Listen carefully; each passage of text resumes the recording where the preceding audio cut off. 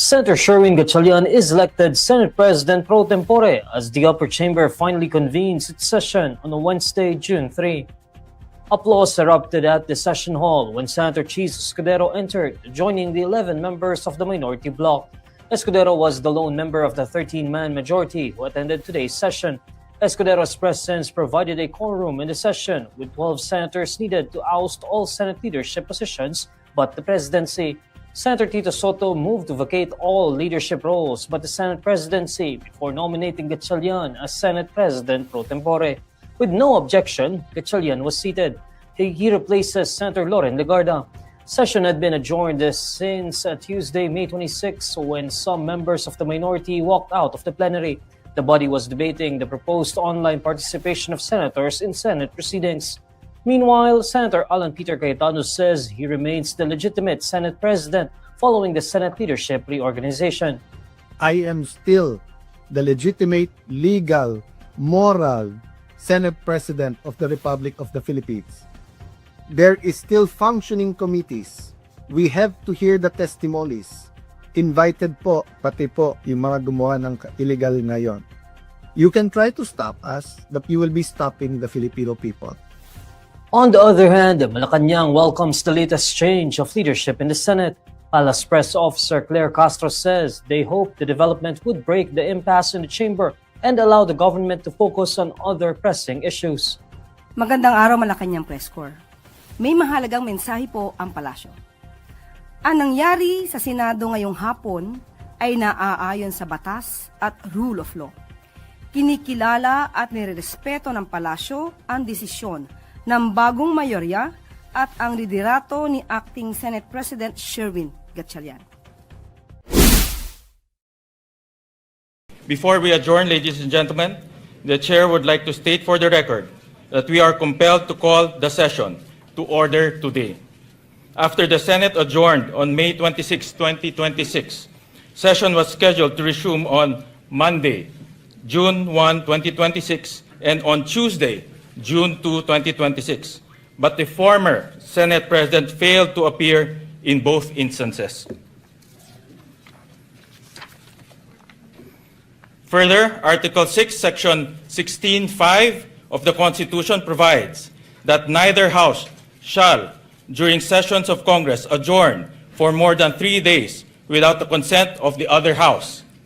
The Senate has been adjourned and unable to resume session for the past 2 days, placing us on the brink of constitutional violation had we not convened today. Thus, in the absence of a duly consulted postponement and the continued absence of the former Senate President pro tempore, and members of the majority, we are compelled to call the session to order. The quorum of 12 is based on majority of 22 senators, over whom jurisdiction can be obtained by the Senate. This is in full accord with the ruling of the court in Avellino versus Cuenco, that an absolute majority of 12 out of the 23 members can constitute a constitutional majority of the Senate for quorum purposes, and with precedent, specifically the May 5, 2015 session, where the quorum was based on 17 available senators, with 7 others beyond the Senate's coercive jurisdiction. Thank you. This is an illegal coup d'etat na may kasamang pagbabasura ng ating konstitusyon. I warned everyone about this from day one. We warned everyone yesterday when we explained the use of the parliamentary tool of not having a quorum. But tomorrow, tuloy ang hearing ng Blue Ribbon Committee. I am still the legitimate, legal, moral Senate President of the Republic of the Philippines. There is still functioning committees. We have to hear the testimonies. Invited po, pati po yung mga gumawa ng illegal ngayon. You can try to stop us, but you will be stopping the Filipino people. So sa ating mga kababayan who wants to pray or have a prayer vigil sa Senado bukas, pumunta po kayo. Pag hindi po kami pinapasok, sama-sama na po tayo outside the Kulambo. Ang problema po, pag in-outside nyo the Kulambo, ang mga legitimate leaders ng Senado para nila pong sinabing sinunog niyo po ang Philippine Constitution. Mr. Chair, may I just make a comment on the earlier statement of Senator Pia Cayetano, if I may? Mr. Chair, yes, you recognized me, right? Yes. I am not AI, I'm alive, and I'm present. Opo, ina-acknowledge ko po na hindi kayo AI dahil Oo. kilalang kilala. Umari ko po kayo, kaya alam ko Opo. po, kilala ko po kayo. Ako po'y nando bilang Senate President pro tempore at membro ng 24 men and women na Senado, at ayon po nga sa sinabi ni Senator Pia Cayetano, so nandito po tayo sa ating pandinig. Kasi may nagtatanong kung nasaan, so hindi AI, buhay na buhay, sa awa po ng Diyos, at hindi nag-resign, at simple lang po, kung merong 13 na boto na kakapagbigay at iba po ang iboboto, I would be more than willing to yield my position. Been there, done that. Just like 2022, sa President Mig Subiri, I was pro tempore and we were ousted by Senate President Chis Escudero and Senate pro tempore Jinggoy Estrada. I more than willingly gave my seat. So just to make it clear, never po tayo nagkakapit ko sa anumang posisyon. Dito po ko para ipakita na nandito po tayo at hindi pa po tayo nagre-resign sa ating posisyon. At yan naman ayon sa Rule 2, Section 2 ng Senado. Salamat po. Patuloy po ang inyong hearing. Ako po'y makikinig sa ating mga bayani na nandito po ngayon. Salamat. How did we get here? Ayan po. Sa ganitong sitwasyon. Dahil sa maliwanag sa akin, dahil sa halalan sa 2028 at saka dahilan sa nakapintong impeachment trial. Bakit po? Doon po sa investigasyon sa House, Kamara ng Representante, isa sa pinakamatinding basihan ng impeachment laban kay Duterte ay yung kanyang unexplained bank accounts. Yan po ay lumabas na doon na maraming nagsasabi, saan galing ito? Hindi mo na-report ito sa SALN.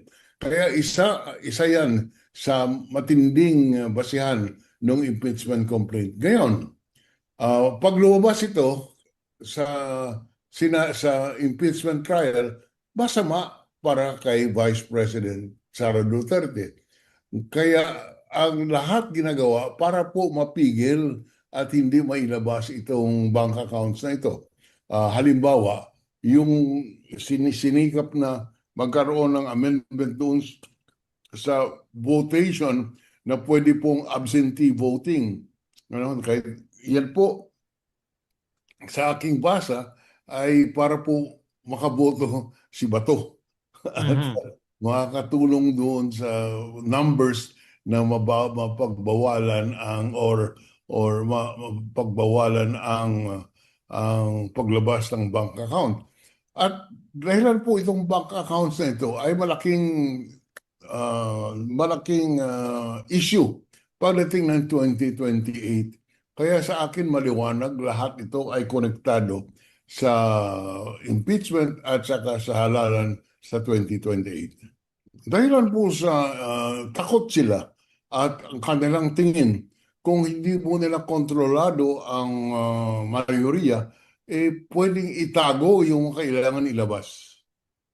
Kaya importante po that they control the majority so that the appropriate subpoenas can be issued. Senator Sherwin Gatchalian is elected Senate President pro tempore as the upper chamber finally convenes its session on Wednesday, June 3. Applause erupted at the session hall when Senator Chis Escudero entered, joining the 11 members of the minority bloc. Escudero was the lone member of the 13-man majority who attended today's session.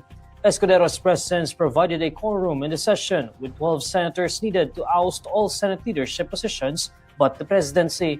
Senator Tito Soto moved to vacate all leadership roles but the Senate presidency before nominating Gatchalian as Senate President pro tempore. With no objection, Gatchalian was seated. He replaces Senator Loren Legarda. Session had been adjourned since Tuesday, May 26, when some members of the minority walked out of the plenary. The body was debating the proposed online participation of senators in Senate proceedings. Meanwhile, Senator Alan Peter Cayetano says he remains the legitimate Senate President following the Senate leadership reorganization. I am still the legitimate, legal, moral Senate President of the Republic of the Philippines. There is still functioning committees. We have to hear the testimonies. Invited po, pati po yung mga gumawa ng illegal ngayon. You can try to stop us, but you will be stopping the Filipino people. On the other hand, Malacanang welcomes the latest change of leadership in the Senate. Alas Press Officer Claire Castro says they hope the development would break the impasse in the chamber and allow the government to focus on other pressing issues. Magandang araw, Malacanang Press Corps. May mahalagang mensahe po ang palasyo. Ang nangyari sa Senado ngayong hapon ay naaayon sa batas at rule of law. Kinikilala at nirerespeto ng palasyo ang desisyon ng bagong mayorya at ang liderato ni Acting Senate President Sherwin Gatchalian. Before we adjourn, ladies and gentlemen, the Chair would like to state for the record that we are compelled to call the session to order today. After the Senate adjourned on May 26, 2026, session was scheduled to resume on Monday, June 1, 2026, and on Tuesday, June 2, 2026. But the former Senate President failed to appear in both instances. Further, Article 6, Section 16(5) of the Constitution provides that neither House shall, during sessions of Congress, adjourn for more than 3 days without the consent of the other House. The Senate has been adjourned and unable to resume session for the past 2 days, placing us on the brink of constitutional violation had we not convened today. Thus, in the absence of a duly consulted postponement and the continued absence of the former Senate President pro tempore, and members of the majority, we are compelled to call the session to order. The quorum of 12 is based on majority of 22 senators, over whom jurisdiction can be obtained by the Senate. This is in full accord with the ruling of the court in Avellino versus Cuenco, that an absolute majority of 12 out of the 23 members can constitute a constitutional majority of the Senate for quorum purposes, and with precedent, specifically the May 5, 2015 session, where the quorum was based on 17 available senators, with 7 others beyond the Senate's coercive jurisdiction. Thank you. This is an illegal coup d'etat na may kasamang pagbabasura ng ating konstitusyon. I warned everyone about this from day one. We warned everyone yesterday when we explained the use of the parliamentary tool of not having a quorum. But tomorrow, tuloy ang hearing ng Blue Ribbon Committee. I am still the legitimate, legal, moral Senate President of the Republic of the Philippines. There is still functioning committees. We have to hear the testimonies. Invited po, pati po yung mga gumawa ng illegal ngayon. You can try to stop us, but you will be stopping the Filipino people. So sa ating mga kababayan who wants to pray or have a prayer vigil sa Senado bukas, pumunta po kayo. Pag hindi po kami pinapasok, sama-sama na po tayo outside the Kulambo. Ang problema po, pag in-outside nyo the Kulambo, ang mga legitimate leaders ng Senado, para nyo na pong sinabing sinunog nyo po ang Philippine Constitution. Mr. Chair, may I just make a comment on the earlier statement of Senator Pia Cayetano, if I may? Mr. Chair, yes, you recognize me, right? Yes. I am not AI, I'm alive, and I'm present. Opo, ina-acknowledge ko po na hindi kayo AI dahil Oo. kilalang kilala. Umari ko po kayo, kaya alam ko po, Opo. kilala ko po kayo. Ako po'y nando bilang Senate President pro tempore at membro ng 24 men and women na Senado At ayon po nga sa sinabi ni Senator Pia Cayetano, so nandito po tayo sa ating pandinig. Kasi may nagtatanong kung nasaan. So hindi ay buhay na buhay, sa awa po ng Diyos, at hindi nag-resign. At simple lang po, kung merong 13 na boto na kakapagbigay at iba po ang iboboto, I would be more than willing to yield my position. Been there, done that. Just like 2022, sa President Mig Subiri, I was pro tempore and we were ousted by Senate President Chis Escudero and Senate Pro Tempore Jinggoy Estrada. I more than willingly gave my seat. So just to make it clear, never po tayo nagkakapit ko sa anumang posisyon. Pero po ko para ipakita na nandito po tayo at hindi pa po tayo nagre-resign sa ating posisyon. At yan naman ayon sa Rule 2, Section 2 ng Senado. Salamat po. Patuloy po ang inyong hearing. Ako po'y makikinig sa ating mga bayani na nandito po ngayon. Salamat. How did we get here? Ayan po. Sa ganitong sitwasyon. Dahil sa maliwanag sa akin, dahil sa halalan sa 2028 at saka dahilan sa nakapintong impeachment trial. Bakit po? Doon po sa investigasyon sa House, Kamara ng Representante, isa sa pinakamatinding basihan ng impeachment laban kay Duterte ay yung kanyang unexplained bank accounts. Yan po ay lumabas na doon na maraming nagsasabi, saan galing ito? Hindi mo na-report ito sa SALN. Kaya isa yan sa matinding basihan ng impeachment complaint. Ngayon, pag lumabas ito sa impeachment trial, masama para kay Vice President Sara Duterte. Kaya ang lahat ginagawa para po mapigil at hindi mailabas itong bank accounts na ito. Halimbawa, yung sinikap na magkaroon ng amendment doon sa votation na pwede pong absentee voting. Kahit yan po, sa aking basa, ay para po makaboto si Bato. At makakatulong doon sa numbers na mapagbawalan mapagbawalan ang paglabas ng bank account. At dahilan po itong bank accounts na ito ay malaking issue pagdating ng 2028. Kaya sa akin maliwanag, lahat ito ay konektado sa impeachment at saka sa halalan sa 2028. Dahilan po sa takot sila at ang kanilang tingin, kung hindi po nila kontrolado ang mayoriya, pwedeng itago yung kailangan ilabas. Kaya importante po that they control the majority so that the appropriate subpoenas can be issued.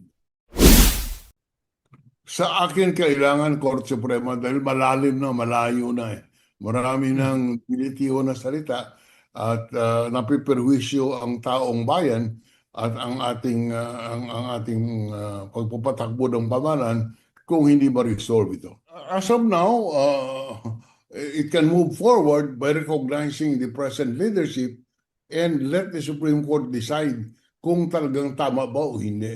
Hindi po pwedeng hindi mo papatakbuhin ng Senado dahil may question kung sino ang leader sa Senado. Sa ngayon po, ang opisyal na liderato ng Senado ay yung grupo ni Gatchalian. Maliban na lang kung dating ng kaso sa Korte Suprema, balik na rin nila. So as I would repeat, yan po ang reglamento natin dahil sa hindi mo naman po pwedeng sabihin, ay mali yan, huwag mong gawin.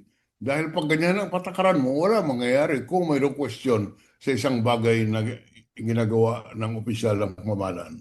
At may kapangyarihan po ang Korte Suprema upang tingnan ito. Ngunit pwede rin sasabihin ng Korte Suprema, hindi ayaw kong sumali dyan sa hidwaan ng mga politiko. Or yan sabi na, this is a political question, we don't want to intervene. Hindi natin alam, pero dapat dalhin po sa Supreme Court. With two senators claiming legitimacy in the Senate leadership issue, is Malacanang concerned that the country is approaching a constitutional crisis? I'm asking that because yun po, no, kung magkaroon ng special session, sino po yung susundin ng palasyo? Si Gatchalian or si Cayetano, kung parehas po sila mag-i-insist? Kung sa impeachment trial naman po, both sides are claiming sila rin ang magpe-preside sa impeachment trial. So paano po yung ganitong estado? Sa mata po ng Malacanang, sa mata po ng ehekutibo, wala po tayo matatawag na constitutional crisis. Maliwanag po ang sinabi.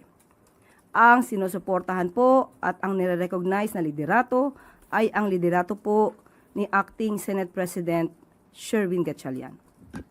But if may attempt po na, let's say, harangin, yung pwede po bang mangyari yun, ma'am? Because magmamatigas sila na sa kanila dapat i-course through tong special session, for example.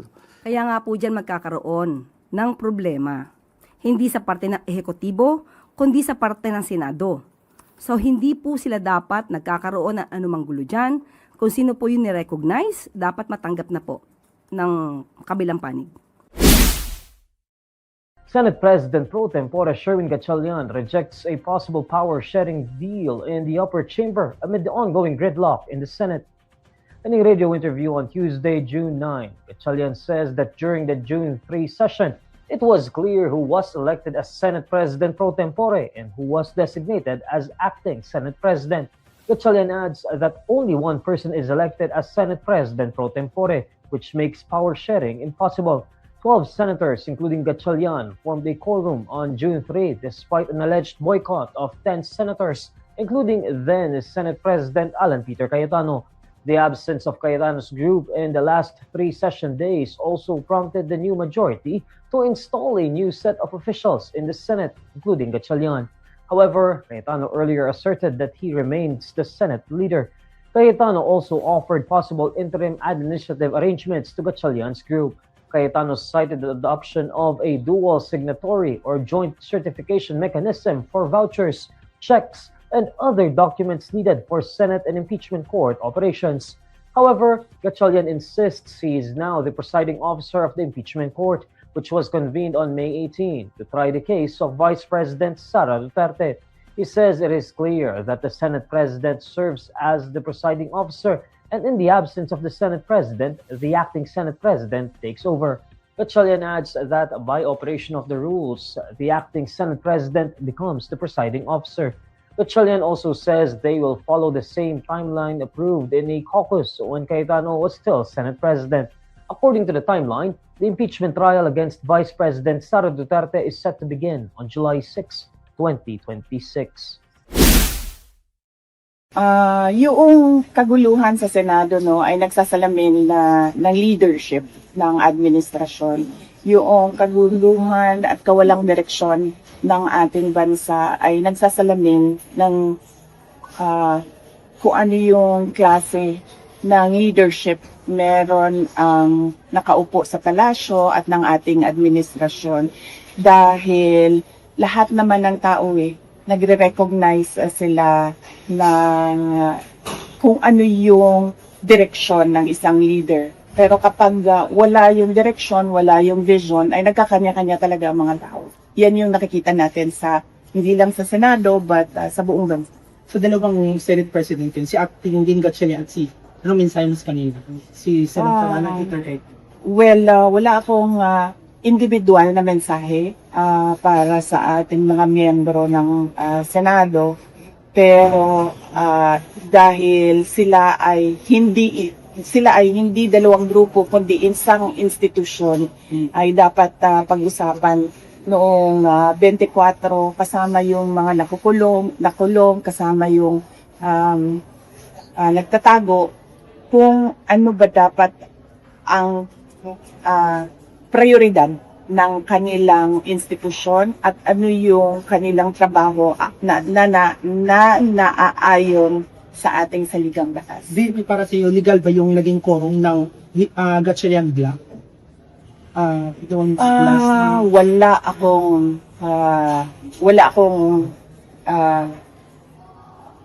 legal na opinion sa mga pangyayari.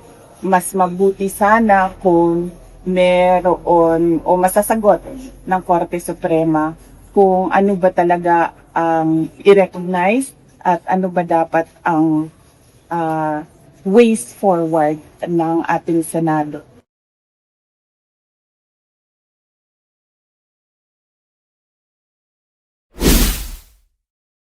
President Bongbong Marcos recognizes Senate President Pro Tempore Sherwin Gatchalian as the leader of the Senate during his Independence Day speech on Friday, June 12. This marks the first time Marcos has publicly done so since the recent leadership change in the chamber. In his customary acknowledgement of government officials at the start of his speech, Marcos recognizes Gatchalian's new role. House Speaker Faustino D. and the honorable members of the House of Representatives, Senate President Pro Tem Sherwin Gatchalian. Marcos and Gatchalian also exchanged a handshake during the flag-raising ceremony at Rizal Park. Meanwhile, Malacanang press officer Claire Castro has repeatedly maintained that the Marcos administration recognizes only Gatchalian as Senate leader. This is despite Senator Alan Peter Cayetano's insistence that he remains in the position.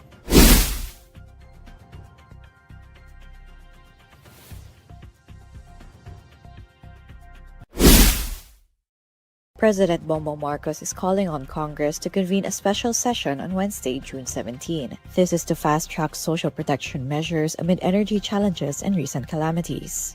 Under Proclamation Number 1318, signed on Monday, June 15, the President is directing Congress to take up priority legislative measures that remain pending despite having reached advanced stages of legislation. Among the bills set for consideration are the proposed National Center for Geriatric Health, amendments to the Government Assistance to Students and Teachers in Private Education Act, the Assistance to Individuals in Crisis Situations Act, and amendments to the Universal Access to Quality Tertiary Education Act. Also included are the proposed Last Mile and Geographically Isolated, Disadvantaged, and Conflict-Affected Areas Schools Act, amendments to the Masustansyang Pagkain para sa Batang Pilipino Act, the Anti-Political Dynasty Law, and the Presidential Merit Scholarship Program. The special session will also allow the Commission on Appointments to act on pending appointments to key positions in the Cabinet, Military, and Foreign Service. Under Section 15, Article 6 of the 1987 Constitution, the President has the authority to call Congress into a special session to address urgent matters requiring immediate legislative action.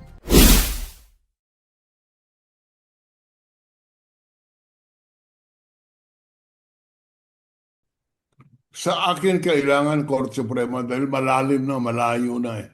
Marami. Nag-confirm ba yung Cayetano Black na mag-attend ng special Well, session? nag-issue ako ng statement na encouraging all senators regarding kung majority or minority ka to attend. These are very important matters, lalo na yung sa CA.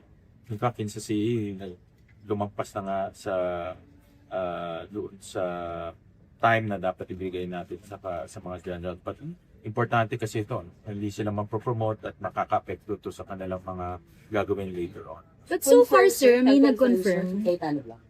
I'm calling on all of them. Wala pa ako nakakausap from their plan. Para sa akin, importante na we approve all of these bills. Huwag natin sayangin yung special session dahil this is an opportunity sa atin na patapos yung mga nabinbin. So, yeah, that's why importante na yung mga senators natin maka-attend. So paano kung hindi sila umattend, yung lock nila, makakapagpatuloy pa? Yes, because of the yung Abelino case, may quorum tayo. And pati sa CA, kahit sa CA. Yeah, kahit may sa CA. Sa CA naman, kasama natin yung House. Nakausap ko si Speaker this past few days at committed sila to come in. So, full force sila na dadating.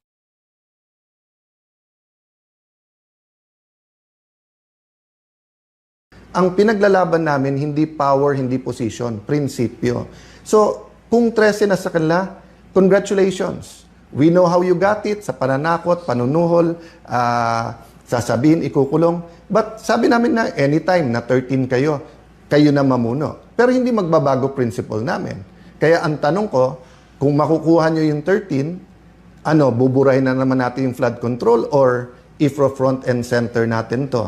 The Blue Ribbon Committee, habang yan po ay legitimately under sa grupo, we will support Senator Dante Marcoleta. He is under much pressure. Baka nga kasuhan na daw, baka labasan na ng warrant of arrest. Hindi niya magamit yung session hall or ano, and then yung coordination sa labas, napakahirap po. Witnesses, be strong, be steady in any way you can. Tell your story because you never know if you'll have the opportunity or not. Special session, we continue to discuss but obvious sa amin, ang target dito ay kunin ang Blue Ribbon Committee at i-secure yung Senate presidency. Actually, pinag-usapan namin ng grupo, kunin na nila lahat, Senate presidency, lahat ng committees. Pero kung sincere sila, iwan sa atin yung Blue Ribbon Committee para ang buong katotohanan. Mag-attend sila. Hindi naman natin gusto ng hearing na isang side lang nandun, pero hindi bibigay. So, ito po ang inyong lingkod, si Kuya Alan. Hindi ko na sabihin senador, hindi ko na po sasabihin Senate President, whatever, kasi yung posisyon, baliwala sa akin yon. Pero gusto ko pong maging kuya, kasi ang kuya po, pinoprotektahan yung mga kapatid. Ang kuya po, sinasandalan din ni tatay at ni nanay para tumulong din sa pamilya. Si kuya, pwede mong katukin kahit anong oras. A faction of senators led by Senator Alan Peter Cayetano asks the Supreme Court to halt what it calls mob rule and restore structural stability at the Senate. In an 87-page petition, the group seeks a status quo anti-order that would restore Cayetano as Senate President, Loren Legarda as Senate President pro tempore, and reinstate committee chairmanships and other Senate posts to their status before June 3. The petition stems from the events of June 3 when Senator Jinggoy Estrada was ordered arrested by the Sandigan Bayan. In protest of what he described as selective persecution, the Cayetano-led majority did not attend the plenary session. With Estrada under arrest and Senator Bato de la Rosa in hiding, members of the Cayetano bloc stayed away from the session. However, instead of only 11 senators being present, Senator Francis Escudero, who had previously been identified with the Cayetano bloc, attended the proceedings. The session proceeded and Senator Sherwin Gatchalian was designated as acting Senate President and Senate President pro tempore. Senators also elected Senator Juan Miguel Zubiri as Majority Leader and reassigned several Senate positions. The petitioners argue that the June 3 proceedings are unconstitutional because they allegedly lack the required quorum. They cite Section 16, Article 6 of the Constitution, which they say requires at least 13 senators to conduct legislative business. The group also argues that the legislature's independent voice is compromised by executive overreach, noting that Malacanang recognized Gatchalian as the legitimate Senate leader the day after the session. The petitioners say the case is not merely a dispute over political titles, but a defense of the constitutional architecture of the Republic. Meanwhile, Gatchalian earlier defended a 12-man quorum. He cited a Supreme Court ruling in the case of Avellino versus Cuenco that an absolute majority of 12 out of 23 members can constitute a constitutional majority of the Senate for quorum purposes. Gatchalian also noted the May 15, 2015 Senate session where the quorum was only based on 17 available senators, as the other 7 were beyond the Senate's coercive jurisdiction.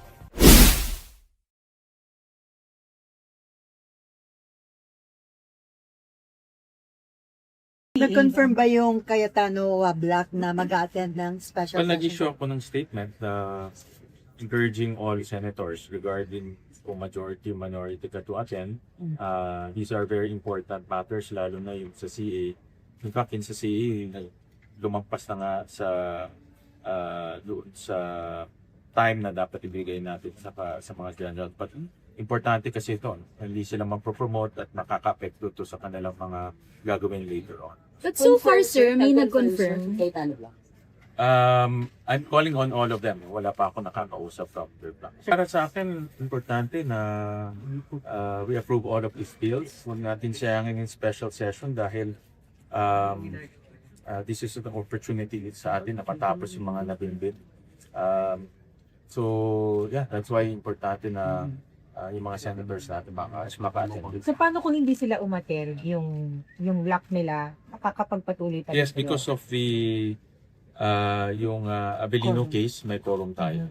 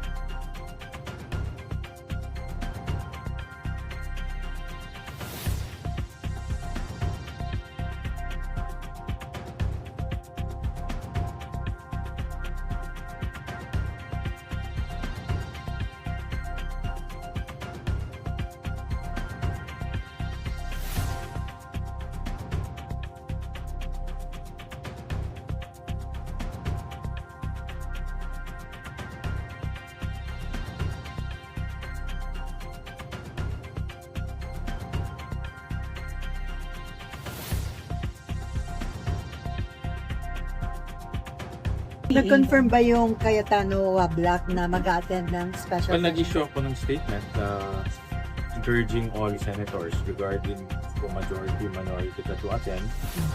These are very important matters, lalo na yung sa CA. In fact, yung sa CA, lumagpas na nga sa time na dapat ibigay natin sa mga general. But importante kasi ito, hindi sila magpo-promote at nakaka-apekto ito sa kanilang mga gagawin later on. But so far, sir, may nag-confirm. I'm calling on all of them. Wala pa ako nakakausap from their time. Para sa akin, importante na we approve all of these bills. Huwag natin sayangin yung special session dahil this is an opportunity sa atin na patapos yung mga nabimbid. So, yeah, that's why importante na yung mga senators natin maka-attend. So paano kung hindi sila umattend, yung lock nila, makakapagpatuloy tayo? Yes, because of the yung Abelino case, may quorum tayo. And pati sa CA, kahit sa CA. Yeah, kahit may sa CA. Sa CA naman, kasama natin yung House. Nakausap ko si Speaker this past few days at committed sila to come in. So, full force sila na dadating.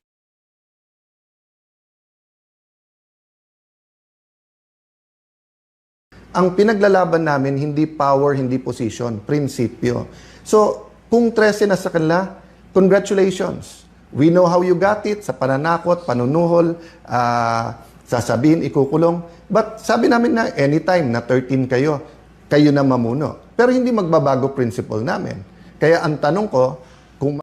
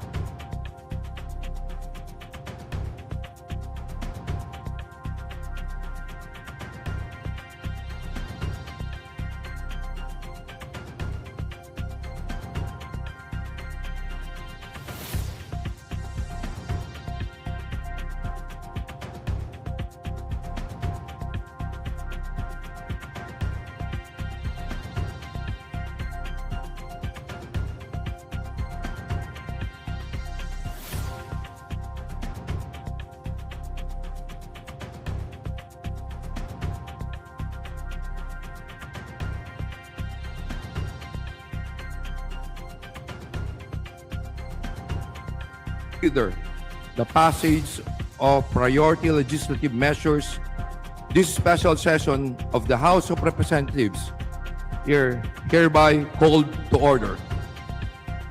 Please rise for the singing of the national anthem.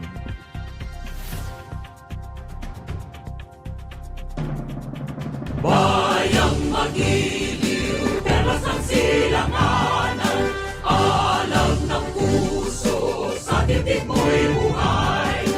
Lupang hinirang, tuyak ka ng magiting, sa manlulupit, di ka masisiil, sa dagat at bundok, sa simoy at sa langit mong bakaw, ay nilang ang tula at awit sa paglayang ang isang ng watawat mo'y nabuhay na nagtitipid. Ang bituin at araw niya kailanman ay magdidilim.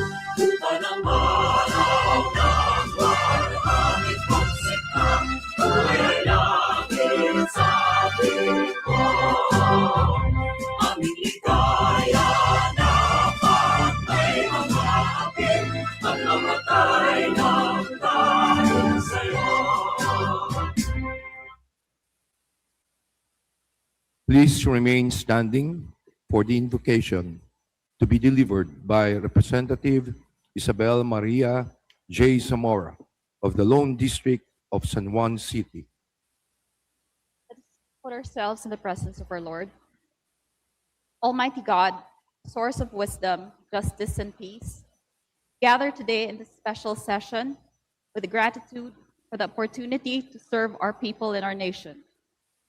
In the discharge of our duties, may we be enlightened and guided with clear minds, integrity of purpose, and humility of heart. May our deliberations be guided by truth, mutual respect, and an unwavering commitment to the common good.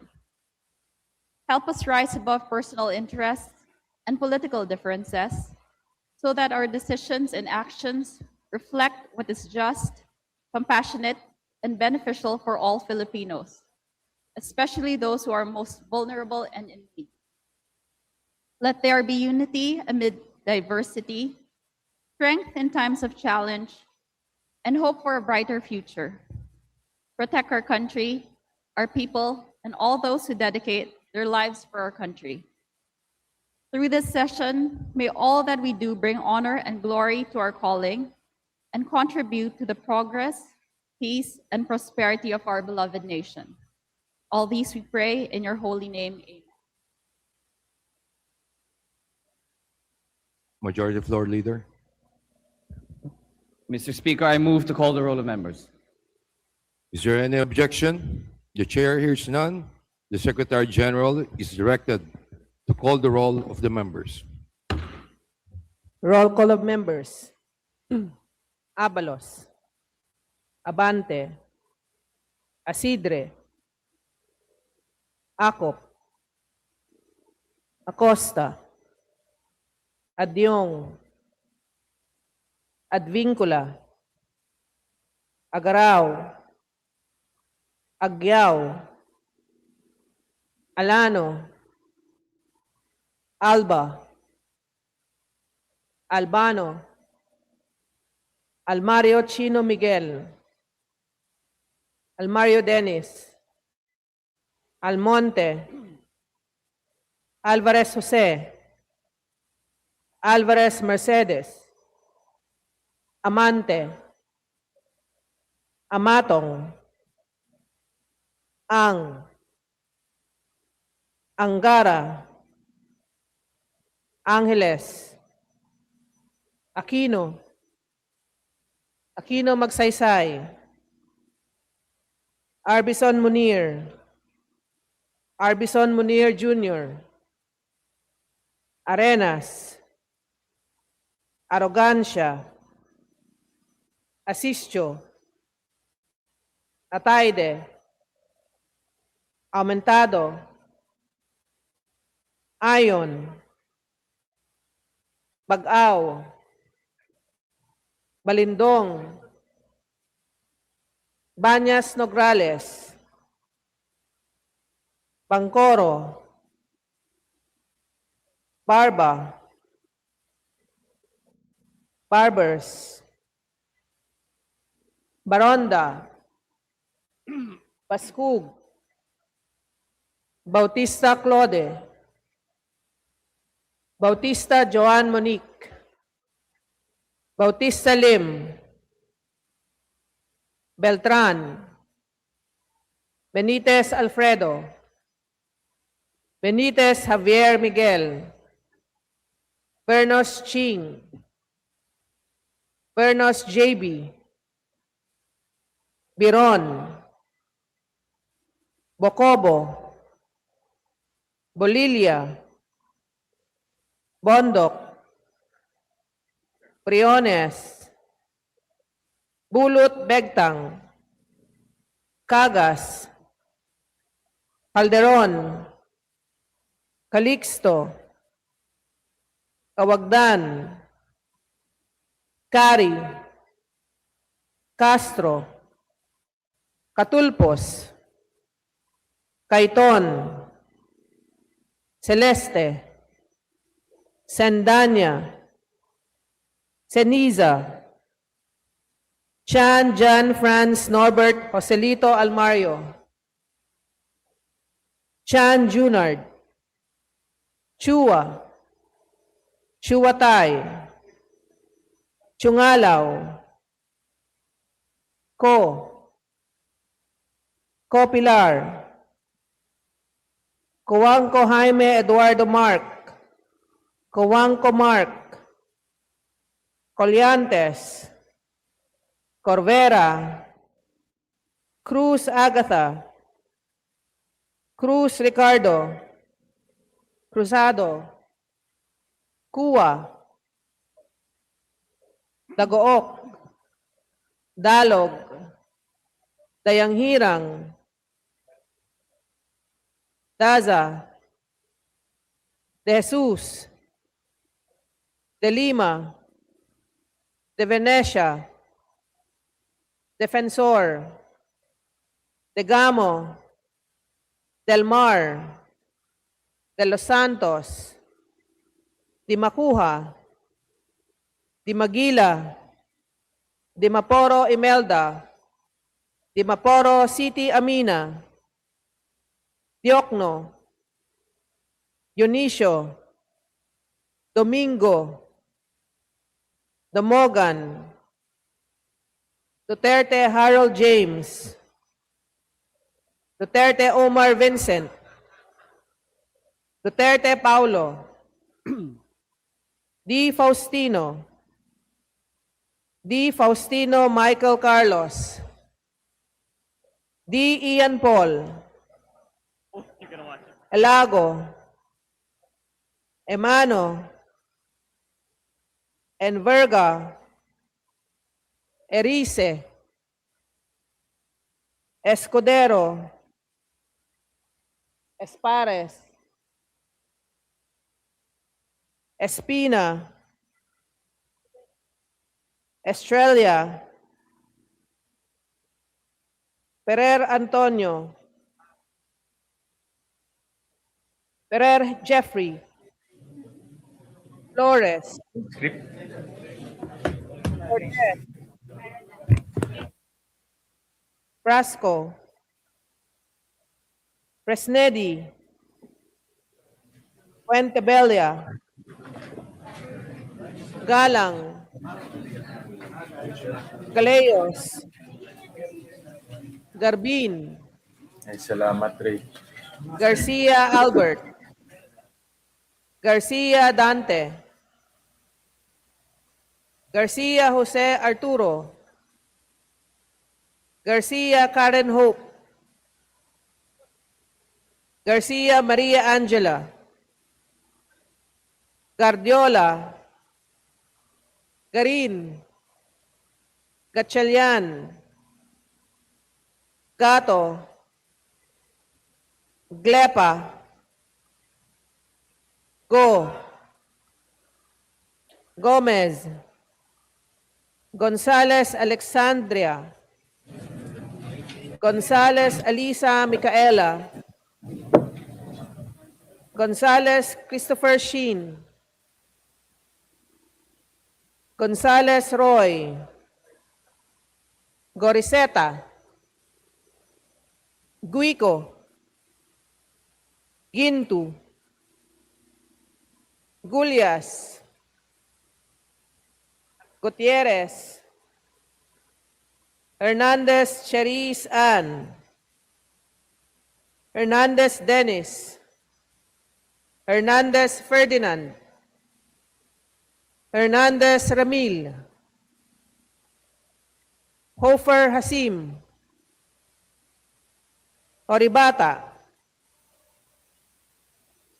Ismula, Iway, Javier, Ko Antonio, Ko Elisa, Ko Wilton, Kong Hun, Ko, Labad-Labad, Lacson, Lagbas, Lagdameo Jose Manuel, Lagdameo Monique Yasmin Maria, Lagman, Lagon Daphne, Lagon Sani, Lara, Lasatin, Ledesma, Legacion, Legarda, Legaspi, Leviste, Libanan, Lopez, Loria, Loyola, Luistro, Lumayag, Makapagal Arroyo, Makasaet, Maceda, Madrona, Malapitan, Manguda Datu, Manikis, Maranyon, Marcoleta, Marcos, Marquez, Mastura,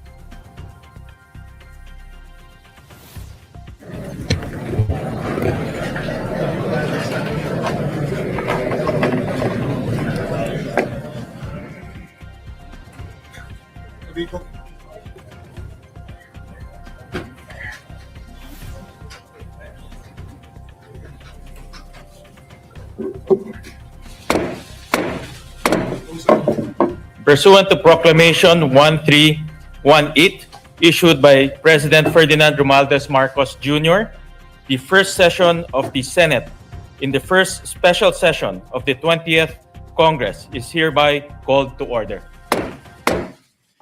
Let us pause for a minute of silent prayer.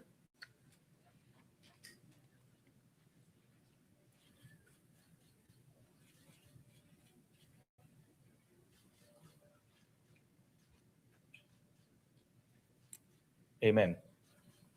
The Secretary will please call the roll. The Honorable Senator Aquino, Senator Cayetano Alan, Senator Cayetano Pia, Senator De La Rosa, Senator Ejercito, Senator Escudero, Senator Estrada, Senator Go, Senator Ontiveros, Senator Lacson, Senator Lapid, Senator Legarda, Senator Marcoleta, Senator Marcos, Senator Padilla, Senator Pangilinan, Senator Soto III, Senator Tulfo Erwin, Senator Tulfo Rafi, Senator Villanueva, Senator Villar Camille, Senator Villar Mark, Senator Zubiri, Senate President Pro Tempore Gatchalian. With 13 senators present, the chair declares a quorum. Mr. President. Majority Leader. Thank you, Mr. President. Mr. President, I move that we proceed with the election of the Senate President of the Philippines. I so move. Is there any objection? Hearing none, the election of the Senate President is now in order. Mr. President, I move to, if I may be able to be recognized to nominate our Senate President. Yes, we recognize the Majority Leader. Mr. President, I rise today to nominate Senate President Pro Tem Sherwin Gatchalian as the President of the Senate of the Philippines. Throughout his public service career as member of the House of Representatives, as Mayor of Valenzuela City, and as Senator, he has consistently proven his competence, his effective leadership, and his unparalleled work ethic. Siya nga po palagi ang nagsasara ng Senado, staying late in his office even after adjournment. As a matter of fact, Mr. President, I hear complaints from your staff that hindi na po sila nakakauwi ng disenteng oras dahil overwork daw sila, overwork. At palagi nilang tinatanong sa akin, kailan ko daw siya mahahanap ng girlfriend para makauwi daw ng mas maaga. Kaya, Mr. President, ikaw nga po daw ang sinasabi niya, nagsasara ng Senado na wala na pong staff, ikaw na lang po naiiwan. And that just shows your dedication, Mr. President, on how hardworking you are in preparing for the days ahead. He has ably led some of our most demanding and time-consuming and consequential committees, namely the Committee on Energy, the Committee on Economic Affairs, the Committee on Basic Education, and most notably, the Committee on Finance. As Finance Chair, he had navigated the very challenging period in the wake of flood control scams coming into light. But he led the Finance Committee with great resolve, spearheading unprecedented initiatives to ensure accountability and transparency in the national budget. I believe that this last budget, my dear colleagues, was one of the most transparent in recent history.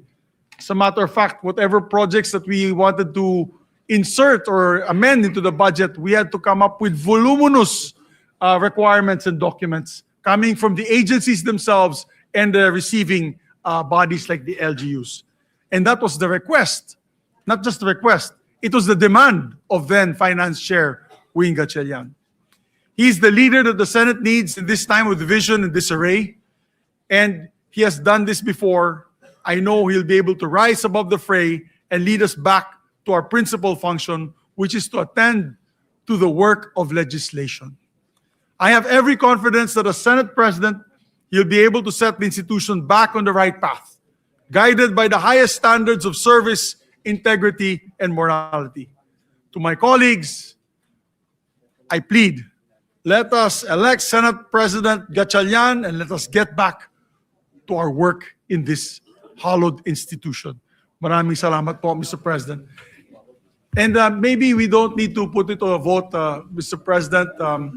Maybe we can do it by acclamation, Mr. President. Ayes and nays would be fine. I so move, Mr. President. So, And I move to close. There are no other nominees for Senate President. I move to close the period of nomination. Any objection? Hearing none, the nominations are closed. Therefore, Mr. President, we'd like to Therefore, congratulate.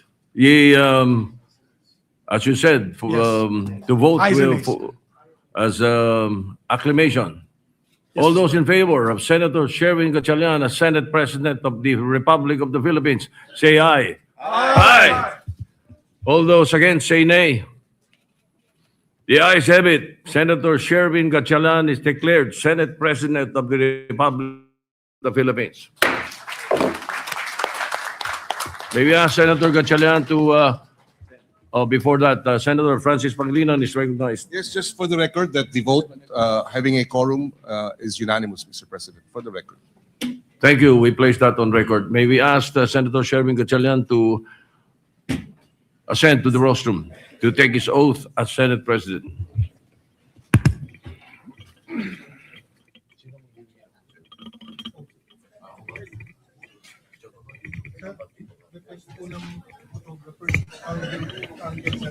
For the record, Mr. President.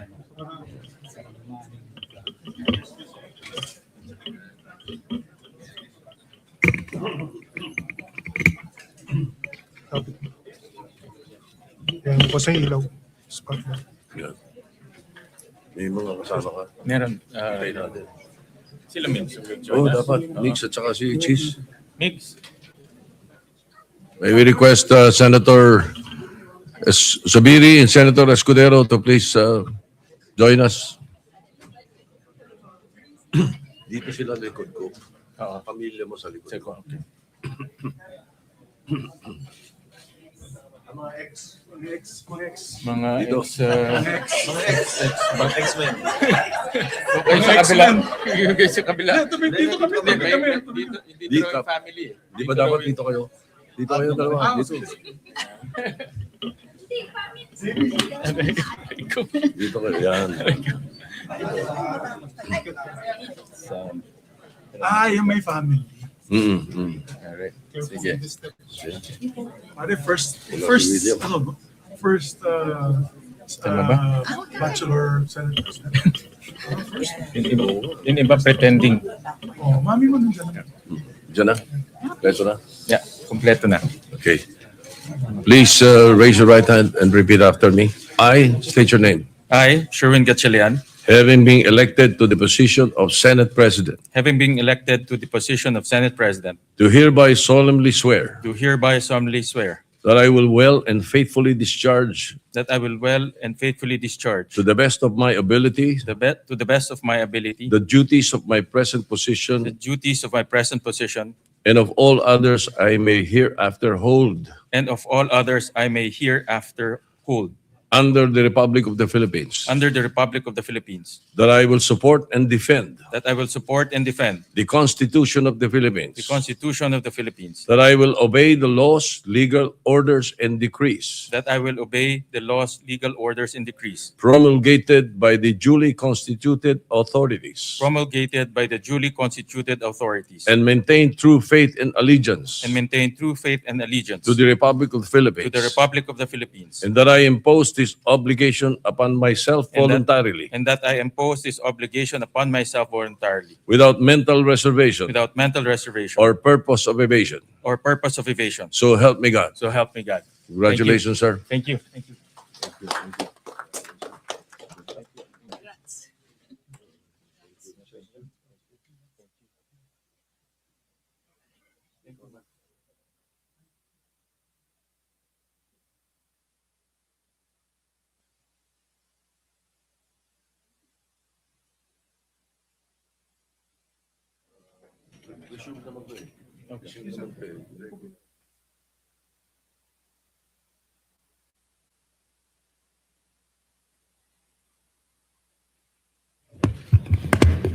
Majority Leader.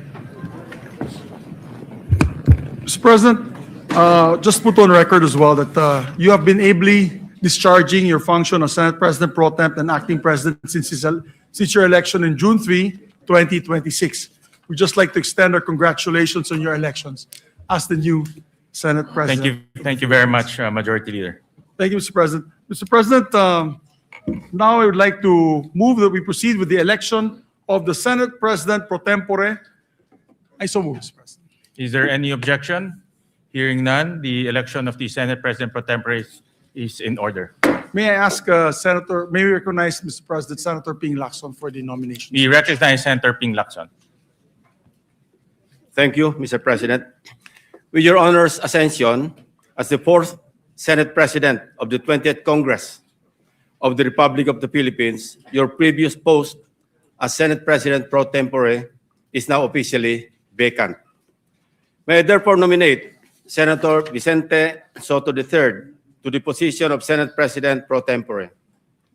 Before I make my motion, Mr. President, I think I will be remiss of my duty and responsibility as a senator, colleague, and friend if I didn't thank and commend our two distinguished colleagues, Senator Chis Escudero and Senator Joel Villanueva, for responding to their higher calling for this chamber, our beloved institution known as the Philippine Senate. Higher than their friendships, their affiliations, and every individual member of this body, even higher than themselves. I would also wish to put on record that I intentionally and voluntarily relinquished the chairmanship of what is known or often referred to as the most powerful committee, the Blue Ribbon, for two primary reasons.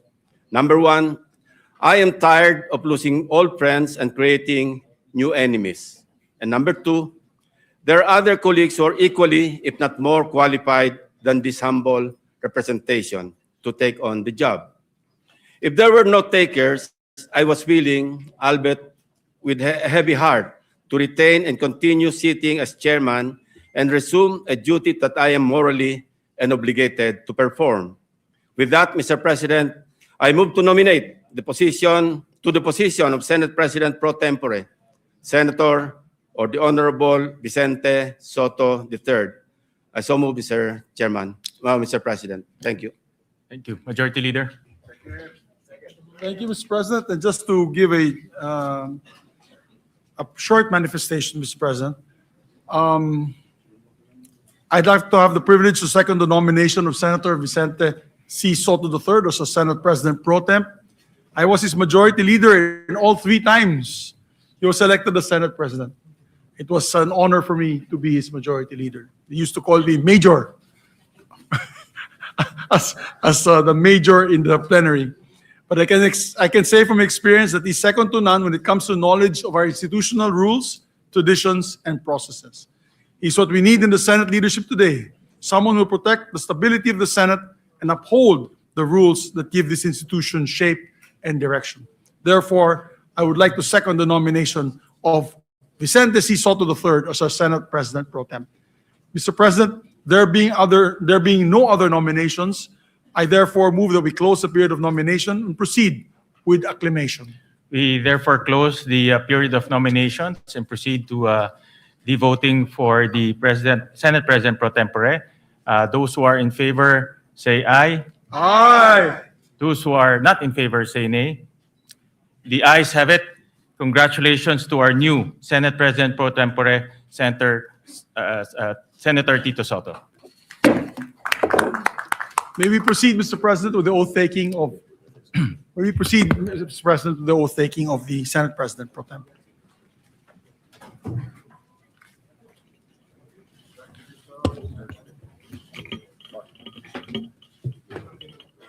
Sabi daw pang-retirement position yung Senate President pro tempore.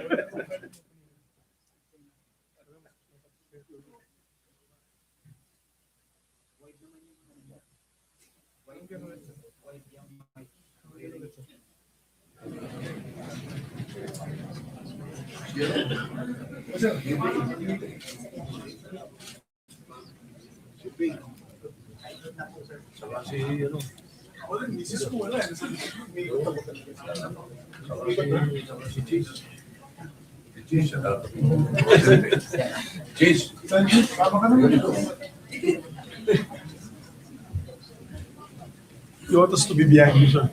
Ito pala. Ito kayo sa... Ay, yan pala. Congratulations, sir. Thank you. So, dito na kami dumaan, sir. Si Cheese. Ito ka, cheese. Sa kabila. Yan. Sa tabi ko. Ako lang mag-isa eh. Okay. Oath of office, please repeat after me. I state your name. I, Vicente Soto III, Having been elected Senate President pro tempore, having been elected the position of Senate President pro tempore, do hereby solemnly swear do hereby solemnly swear that I will well and faithfully discharge, that I will well and faithfully to discharge the best of my abilities, to the best of my the abilities duties of my present position, the duties of my present position and of all others I may hereafter and hold, of all others I may hereafter hold under the Republic of the Philippines, under the Republic of the Philippines, that I will support and defend the Constitution of the Philippines, that I will support and defend the Constitution of the Philippines, that I will obey the laws, legal orders, and decrees that I will obey the laws, legal orders, and decrees promulgated by the duly constituted authorities, promulgated by the duly constituted authorities, and maintain true faith and allegiance and maintain true faith and allegiance to the Republic of the to Philippines, the Republic of the Philippines, and that I impose this obligation upon myself voluntarily, and that I impose this obligation upon myself voluntarily, without mental reservation without mental reservation or purpose of evasion. or purpose of evasion. So help me God. So help me God. Congratulations, sir. Thank you, sir. Congratulations.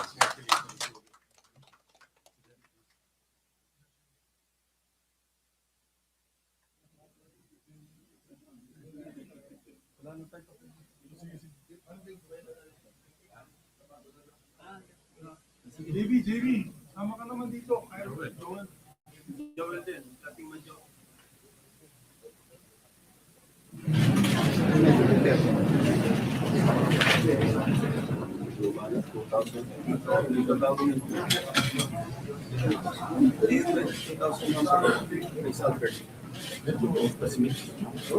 Wala na combination.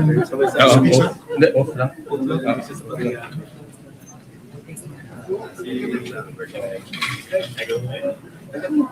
Alam na nga yung si Toto.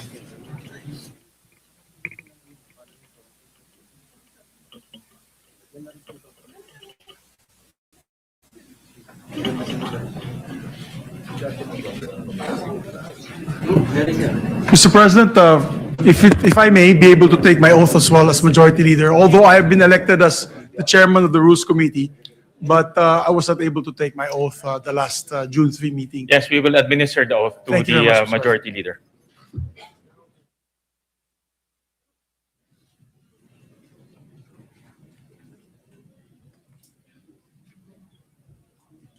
Ito yung isang Congress na pang-apat na yung Senate President. Oath of office, please repeat after me. I state your name.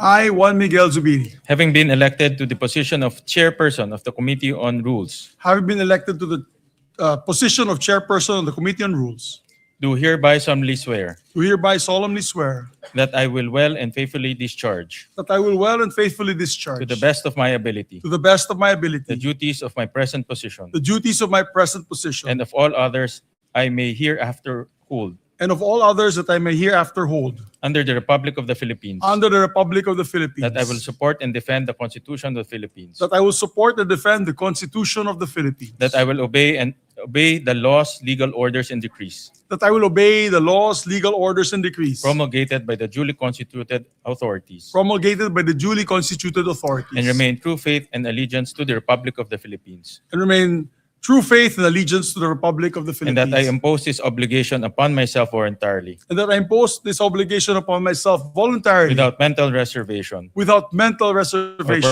purpose of evasion. or purpose of evasion. So help me God. So help me God. Congratulations. Thank you very much, sir. Thank you, sir.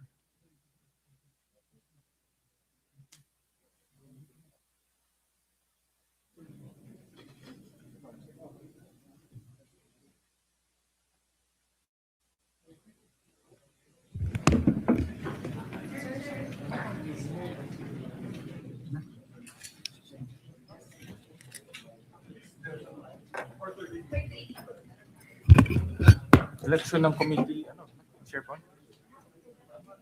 Election ng committee chairperson.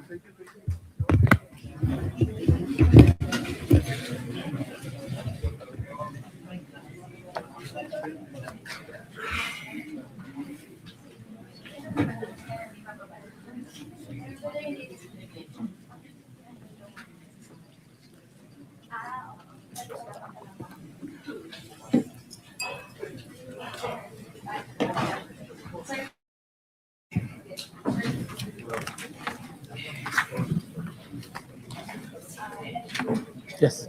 Oh, I have. Do you have the list? I don't have it.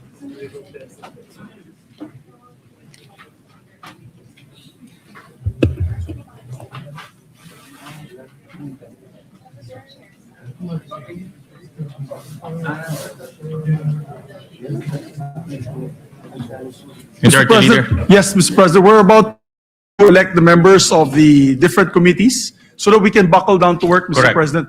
But I need just a 1-minute suspension to get the list from the staff. 1 minute suspension. Mr.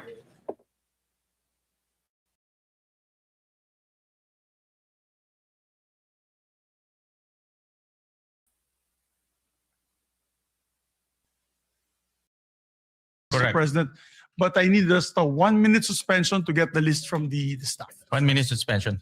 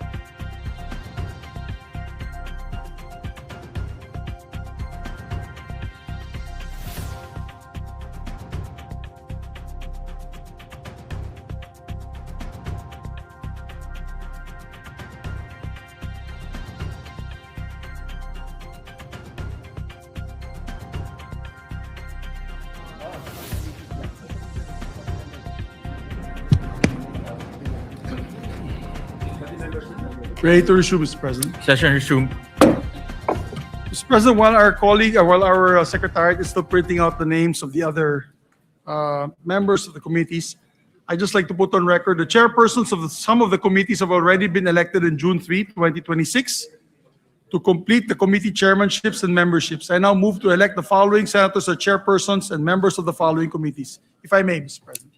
Go ahead, Majority Leader. Mr. President, I move for the constitution of the Committee on Accountability and Public Office. Committees have already been elected in June 3, 2026 to complete the committee chairmanships and memberships. I now move to elect the following senators as chairpersons and members of the following committees. If I may, Mr. President. Go ahead, Majority Leader. Mr. President, I move for the constitution of the Committee on Accountability and Public Officers and Investigations, or the Blue Ribbon Committee, to be composed of 17 regular members and 3 ex-officio members, reflecting an 11-9 majority-minority ratio. With the chairperson being elected, which is Senator Erwin Tulfo, and with 3 ex-officio members taken into account, I move that all majority members, with the exception of one, which is Senator Chis Escudero, he requested to be the one, not as a member of the committee, be elected as members of the said committee. I further move that all remaining senators who are currently in active discharge of their senatorial functions and who are not otherwise designated as ex-officio members be elected as regular members, subject to the prescribed membership limit under the rules. So moved, Mr. President. Is there any objection? Hearing none, the motion is approved. Yes, just to explain to the public that's listening, all members, actually 17 members po, membership ng Committee on Accountability and Public Officers and Investigations, the Blue Ribbon Committee. Ibig po sabihin yan, 17 members plus yung ex-officio members, which is the Senate President Pro Temp, the Majority Leader, the deputies, the 2 Deputy Majority Leaders, the Minority Leader, and also the Deputy Minority Leader. So halos lahat po, sa lahat na nakikinig po sa atin na yung araw na ito, halos lahat ng members ng Senado, except for one, ay magiging membro ng Blue Ribbon. So we just move today, Mr. President, to state that fact and put on the record. So noted. Thank you very much, Mr. President. And upon the instruction of the chairperson, Senator Erwin Tulfo, I manifest the designation of Senator Kiko Pangilinan as vice chairperson of the said committee. Is there any objection? Hearing none, manifestation is noted.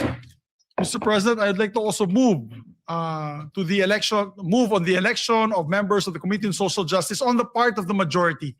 The chairperson is Senator Erwin Tulfo, the vice chairperson is Senator Risa Ontiveros, and the members are Senator Kiko Pangilinan, Senator Manuel Lito Lapid, and Senator Rafi Tulfo. Is there any objection? Hearing none, the motion is approved. Mr. President, I move to elect the members of the Committee on Energy. The chairperson being Senator Erwin Tulfo, Vice Chairperson Senator J.V. Ejercito, members Senator Risa Ontiveros, Senator Bam Aquino, Senator Lito Lapid, and Senator Rafi Tulfo. We still need 2 members of the majority. I'll wait for the chairperson to give me the names of the 2 additional members. I so move, Mr. President. Is there any objection? Hearing none, the motion is approved. Thank you, Mr. President. Mr. President, I move that we elect the members of the Committee on Trade, Commerce, and Entrepreneurship. As chairperson, Senator Bam Aquino, and as members, Senator J.V. Ejercito, Senator Chis Escudero, Senator Manuel Lito Lapid, Senator Kiko Pangilinan, and Senator Rafi Tulfo. Is there any objection? Hearing none, the motion is approved. Mr. President, I move that we elect the members of the Committee on Constitutional Amendments and Revision of Codes. The chairperson being Senator Francis Kiko Pangilinan, and members Senators Risa Ontiveros, Senator Ping Lacson, Senator J.V. Ejercito, Senator Bam Aquino, Senator Lito Lapid, and Senator Chis Escudero. I so move. Is there any objection? Hearing none, the motion is approved.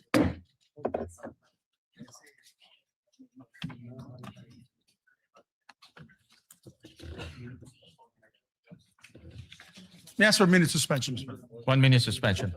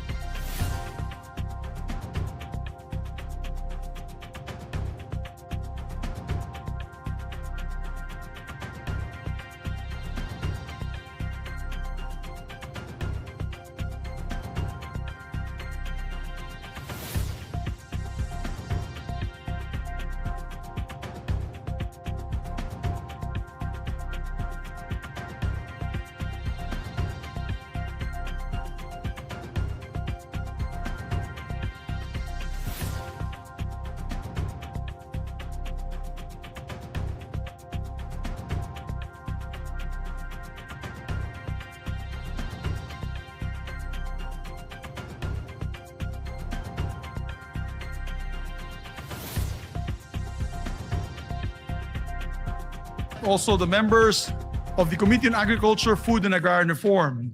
The chairperson being Senator Francis Kiko Pangilinan, the vice chairperson being Senator J.V. Ejercito, members Senator Risa Ontiveros, Senator Bam Aquino, Senator Lito Lapid, Senator Erwin Tulfo, Senator Raffy Tulfo, Senator Chis Escudero, and Senator Joel Villanueva. I so move. Is there any objection? Hearing none, the motion is approved.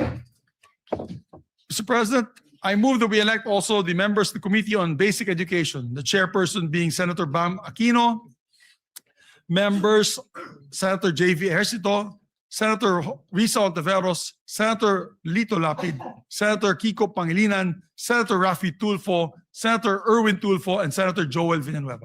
I so move. Is there any objection? Hearing none, the motion is approved. And Mr. President, I also like to move to the Commission on Appointments. We'd like to elect Senators Panfilo Lacson, Senator Mig Subiri, Senator Joel Villanueva, Senator Risa Ontiveros, Senator Tito Soto, Senator Raffy Tulfo, and Senator J.V. Ejercito as members of the Commission on Appointments. Is there any objection? Hearing none, the aforementioned senators are hereby elected. Thank you, Mr. President. I would like to also move to elect Senators Bam Aquino, Senators Kiko Pangilinan, Senator Lapid, and Senator Escudero as members of the Senate Electoral Tribunal. Is there any objection? Hearing none, the aforementioned senators are hereby elected. Thank you, Mr. President. May I just ask for another minute suspension? 1 minute suspension.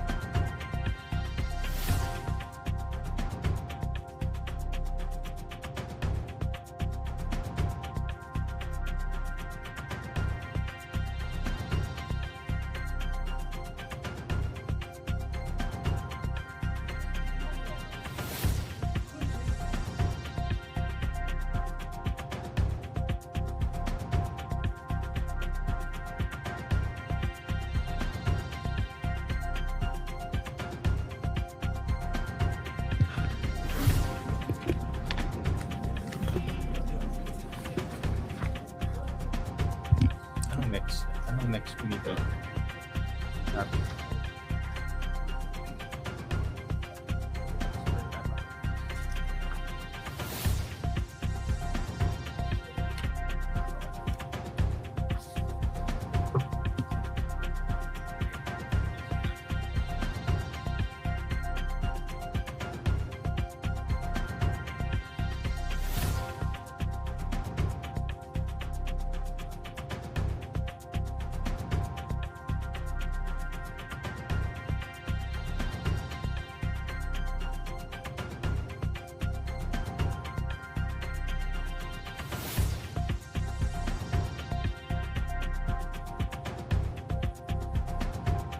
Ready to resume, Mr. President. Session resumed.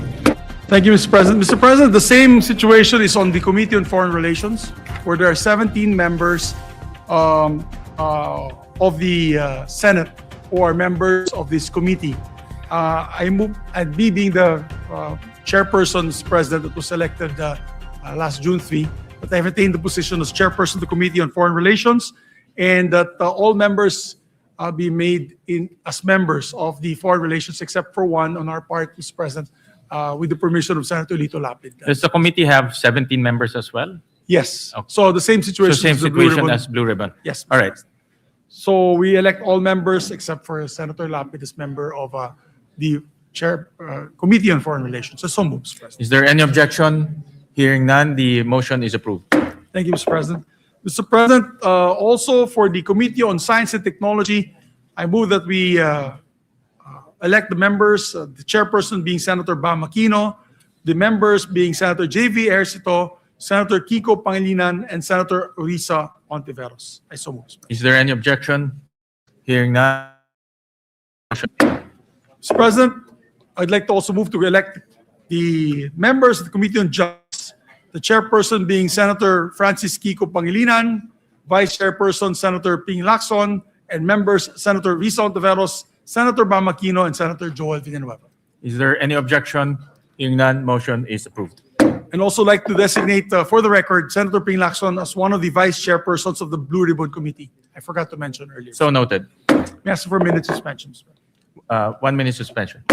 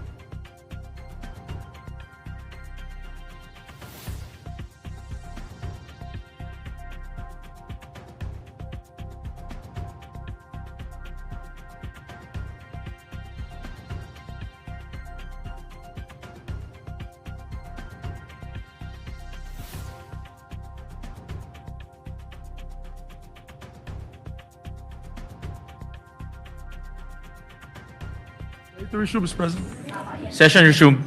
Thank you, Mr. President.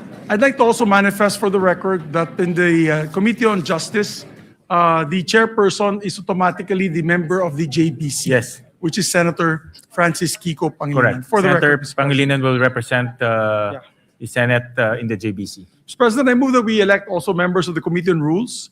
Mr. President, I move that we elect Senator J.V. Ercito, Senator Ping Lacson, Senator Kiko Pangilinan, Senator Erwin Tulfo, and Senator Joel Villanueva as members of the Rules Committee. Is there any objection? Hearing none, the motion is approved. Thank you, Mr. President.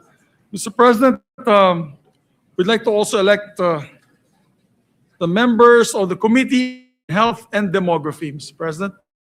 For the record, the chairperson is Senator Risa Ontiveros, Vice Chairperson Senator J.V. Ejercito, and the members part of the majority, Senators Bam Aquino, Senators Kiko Pangilinan, Senators Rafi Tulfo, Senator Erwin Tulfo, and Senator Ping Lacson. Is there any objection? Hearing none, motion is approved. Mr. President, we'd like to also move to elect the members of the Committee on Energy. The part of the chairperson is Senator Erwin Tulfo, the vice chairperson is Senator J.V. Ejercito, and the members are Senator Risa Ontiveros, Senator Bam Aquino, Senator Ping Lacson, Senator Rafi Tulfo. I so move, Mr. President. Is there any objection? Hearing none, motion is approved. Mr. President, we'd like to also put on record the members of the Committee on Finance, Mr. President. Of course, the Committee on Finance is headed by the chairperson, Senator J.V. Ejercito.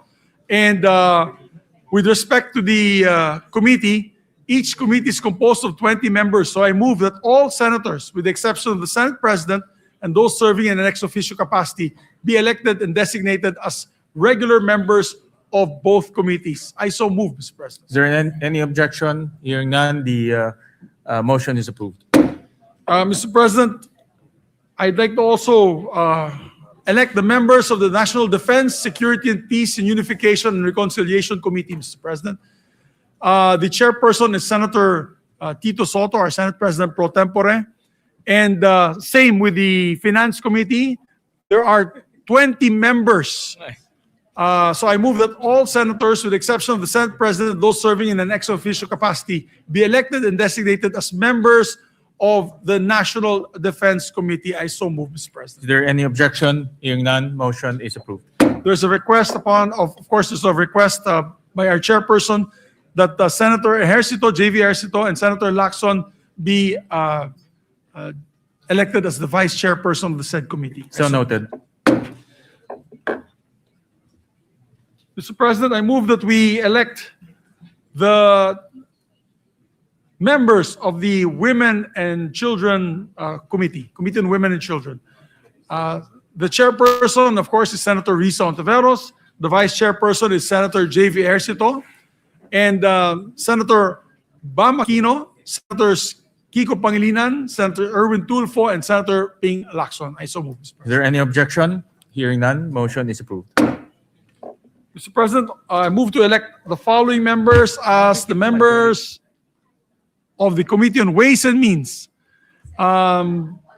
This chairperson is Senator Bam Aquino, and the members are Senator Pia Ontiveros, Senator Kiko Pangilinan, Senator Chis Escudero, Senator Erwin Tulfo, Senator Rafi Tulfo, and Senator Joel, what did they say? Risa Ontiveros.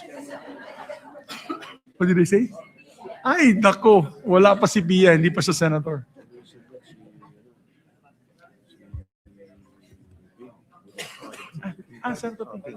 Okay, my apologies, Mr. President. My apologies.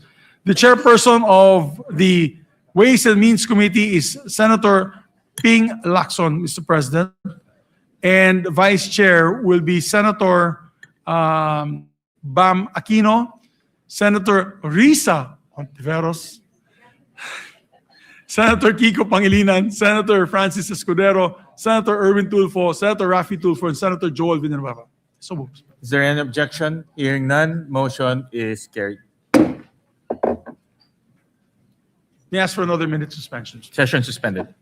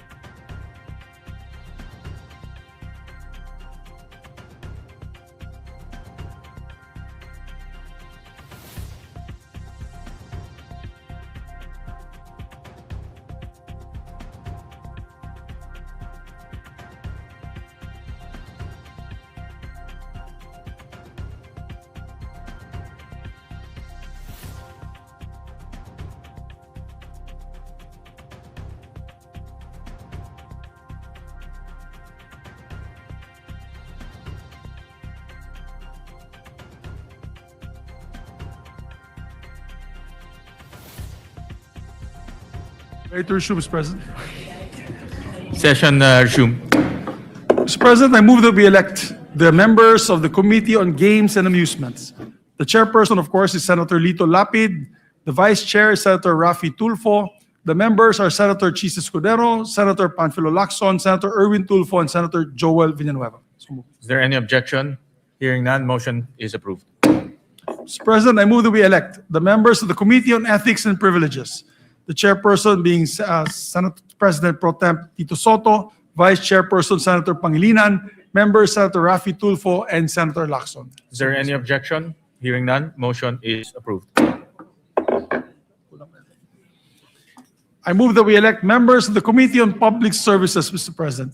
The chairperson is Senator Raffy Tulfo, the vice chairperson, Senator J.V. Ejercito, and vice chairperson, Senator Bam Aquino, members, Senator Lito Lapid, Senator Risa Ontiveros, Senator Kiko Pangilinan, Senator Erwin Tulfo. I so move, Mr. President. Is there any objection? Hearing none, motion is approved. Mr. President, I move that we elect the members of the Committee on Local Government. It is headed by their chairperson, Senator J.V. Ejercito, vice chairperson, Senator Ping Lacson, members, Senator Raffy Tulfo, Senator Francis Kiko Pangilinan, Senator Risa Ontiveros, Senator Joel Villanueva, Senator Lito Lapid, and Senator Bam Aquino. I so move. Is there any objection? Hearing none, motion is approved. Thank you, Mr. President. Mr. President, I move that we elect the members of the Committee on Migrant Workers, headed by Senator Raffy Tulfo, Vice Chairperson Senator Joel Villanueva, members Senator Lito Lapid, Senator Erwin Tulfo, Senator Bam Aquino, Senator Risa Ontiveros, Senator J.V. Ejercito, and Senator Kiko Pangilinan. I so move. Is there any objection? Hearing none, motion is approved. May I ask for a minute suspension once again. Session suspended.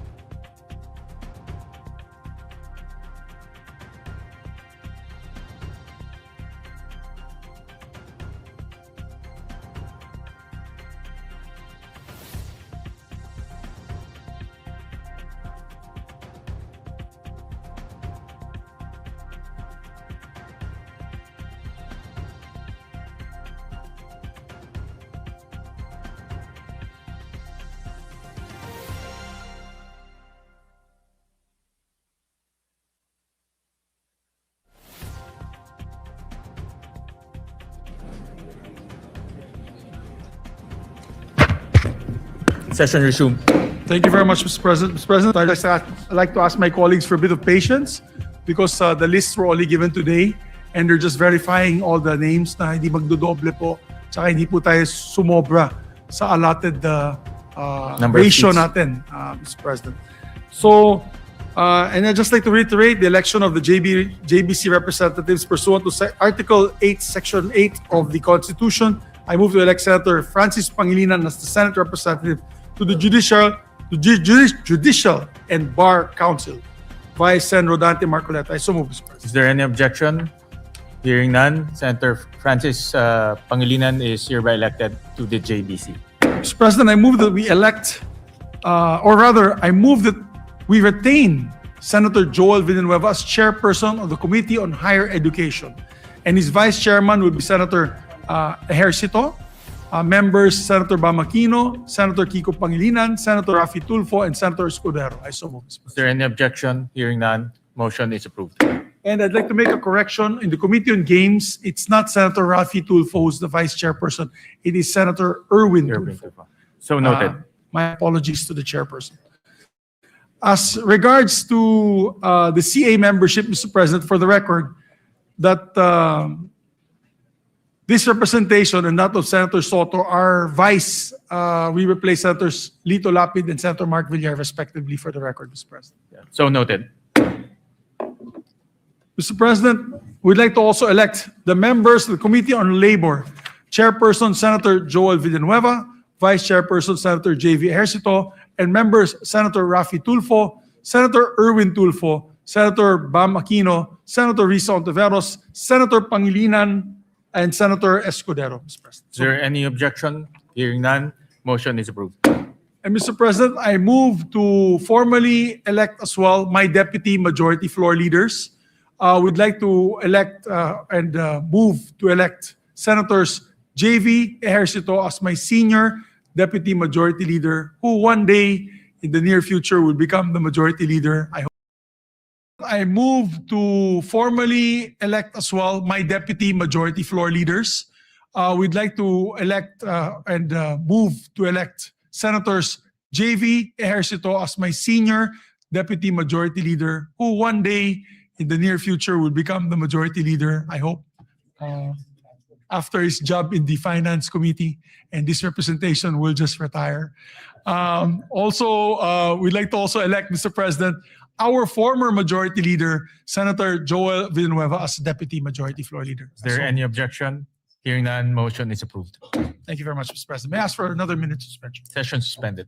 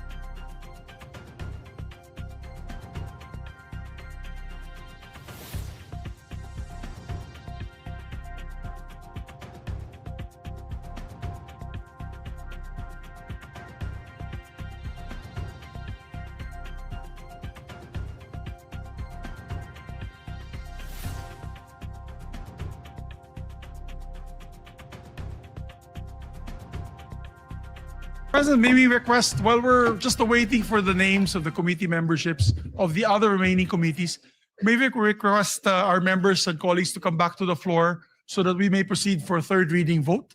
And then the adoption of the resolution on Mindanao that will be authored by Senator Joel Villanueva.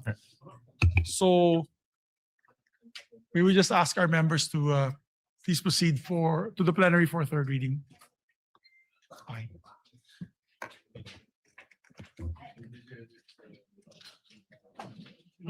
Erwin and Senator Lito. Okay. Senator Erwin.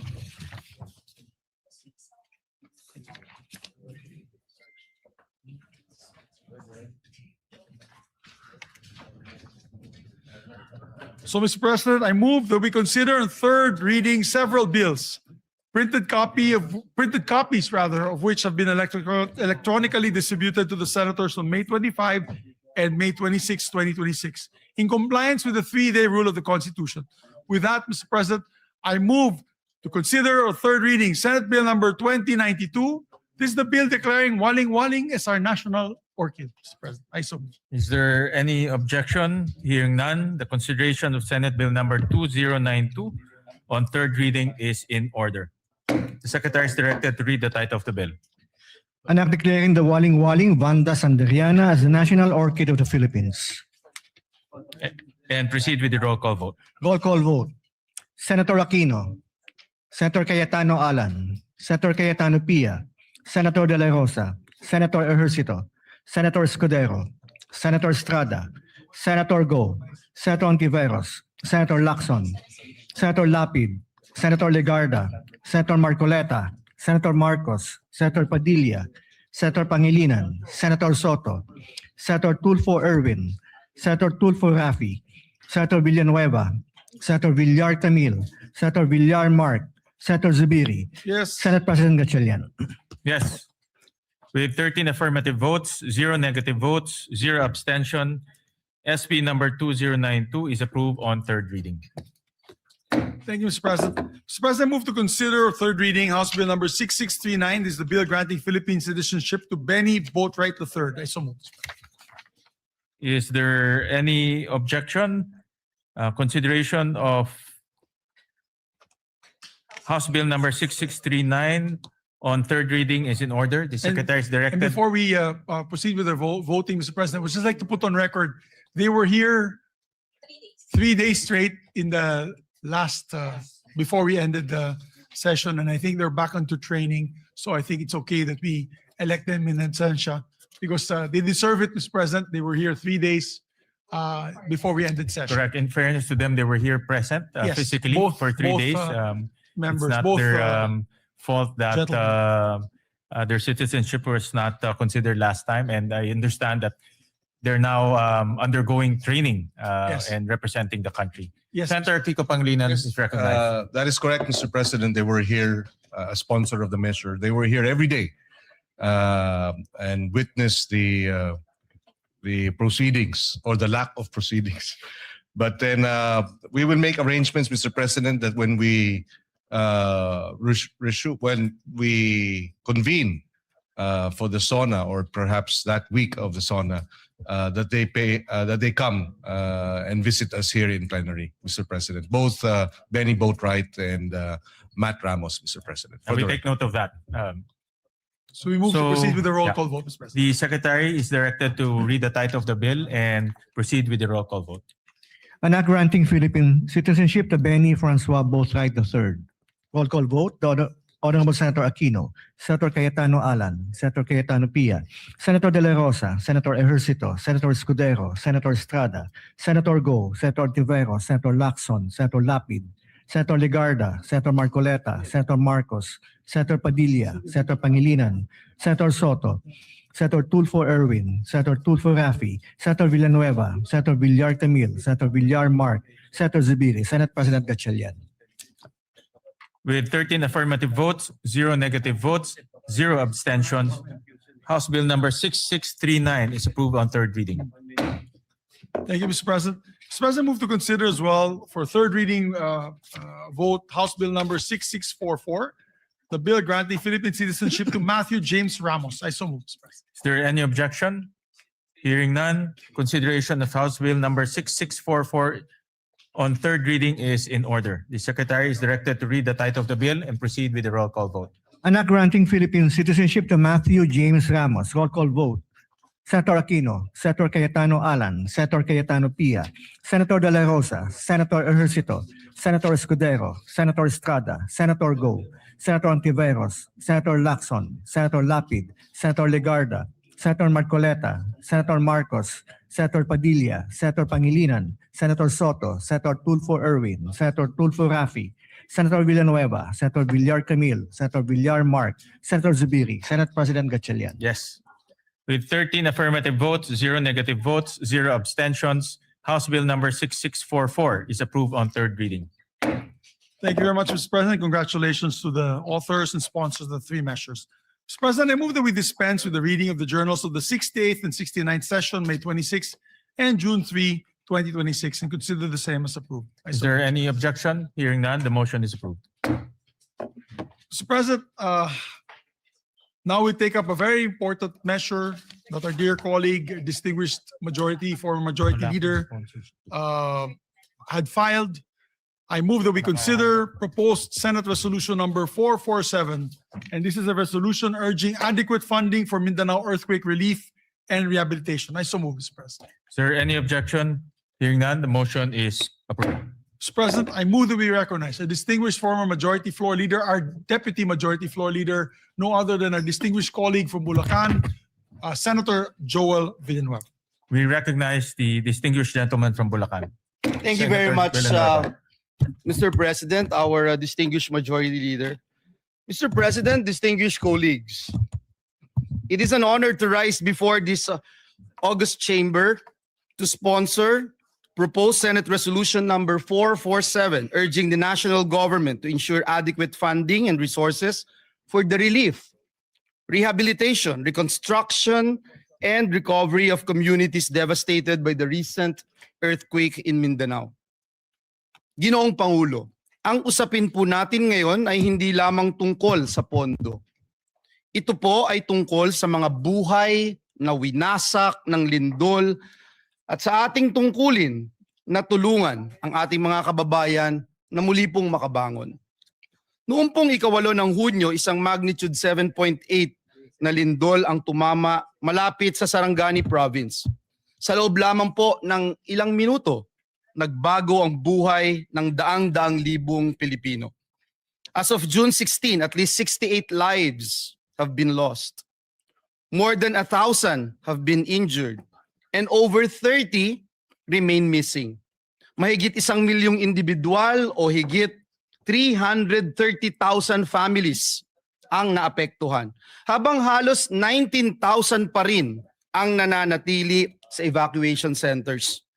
Ngunit higit pa po sa mga numerong ito ay ang mga kwento ng ating mga kababayan, mga pamilyang nawalan ng tahanan, mga batang hindi makapasok sa paaralan, mga manggagawa, mga magsasaka, mga mangingisda na nawalan ng kabuhayan at mga pamilyang nagdadalamhati sa pagkawala ng kanilang mahal sa buhay. Mr. President, Mindanao is a pillar of our national economy. Ito po ay mahalagang pinagmumulan ng pagkain, produktong agrikultura at yamang dagat. Kapag naapektuhan po ang Mindanao, nararamdaman po ito ng ating buong bansa. Initial assessments estimate at least 1.13 billion pesos in damage to public and private infrastructure. And that figure is expected to rise, Mr. President, as assessments continue. Nasira po ang mga tahanan, paaralan, ospital at iba pang mahalagang infrastruktura. Ngunit ang mas malaki pong hamon ay ang muling pagtatayo ng mga komunidad at pagbibigay ng bagong pag-asa sa ating mga kababayan. Kaya Ginoong Pangulo, sa pagkakataong ito, nais po nating makita, nais natin din pong kilalanin, lalo na ang ating mga rescue workers, health workers, uniformed personnel, volunteers, local officials at humanitarian organizations na wala pong sawang tumutulong sa mga nasalanta. Ngunit alam po natin, Ginoong Pangulo, alam natin na hindi po sapat ang bayanihan lamang.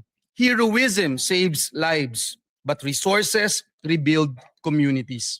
Compassion comforts victims, but funding restores livelihoods.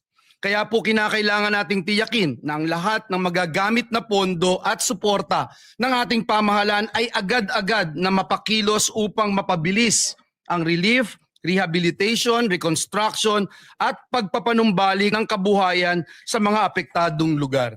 Ginoong Pangulo, sa panahon po ng sakuna, nasusukat hindi lamang po ang tibay ng ating mga infrastruktura, kundi ang tibay ng ating pagkakaisa bilang isang bansa. Ngayon ang panahon upang patunayan na walang Pilipinong maiiwan. And for these reasons, Mr. President, I respectfully seek the support of our esteemed colleagues for the immediate passage, immediate adoption of this resolution. Marami pong salamat at pagpalain tayong lahat ng ating Panginoong Diyos. Senator Erwin Tulfo is recognized, then Senator Kiko Pangilinan. May we recognize as well Senator J.V. Ejercito. Mga kasamahan sa Senado at sa mga kababayan natin sa Mindanao, magandang umaga. Senator J.V. Ejercito, Mr. President. After that, Senator Kiko Pangilinan and Senator Erwin Tulfo. And Senator Raffy Tulfo after. So we first recognize Senator J.V. Ejercito. Thank you, Mr. President. Ginang Pangulo, mga kasamahan sa Senado at sa mga kababayan natin sa Mindanao, magandang umaga po. I rise today to co-sponsor proposed Senate Resolution number 447, a resolution urging the national government to take all necessary measures to ensure the availability of adequate funding and resources for the relief, rehabilitation, reconstruction, and recovery of communities affected by the recent devastating earthquake in Mindanao. Through the resolution, the Senate joins the nation in mourning and honoring the lives lost during the devastating earthquake that hit our brothers and sisters in Mindanao, particularly the province of Sarangani, South Cotabato, Davao Occidental, and Davao del Sur. 68 deaths were reported by the National Disaster Risk Reduction and Management Council, while 33 remain missing according to the latest reports made by the NDRRMC last Tuesday.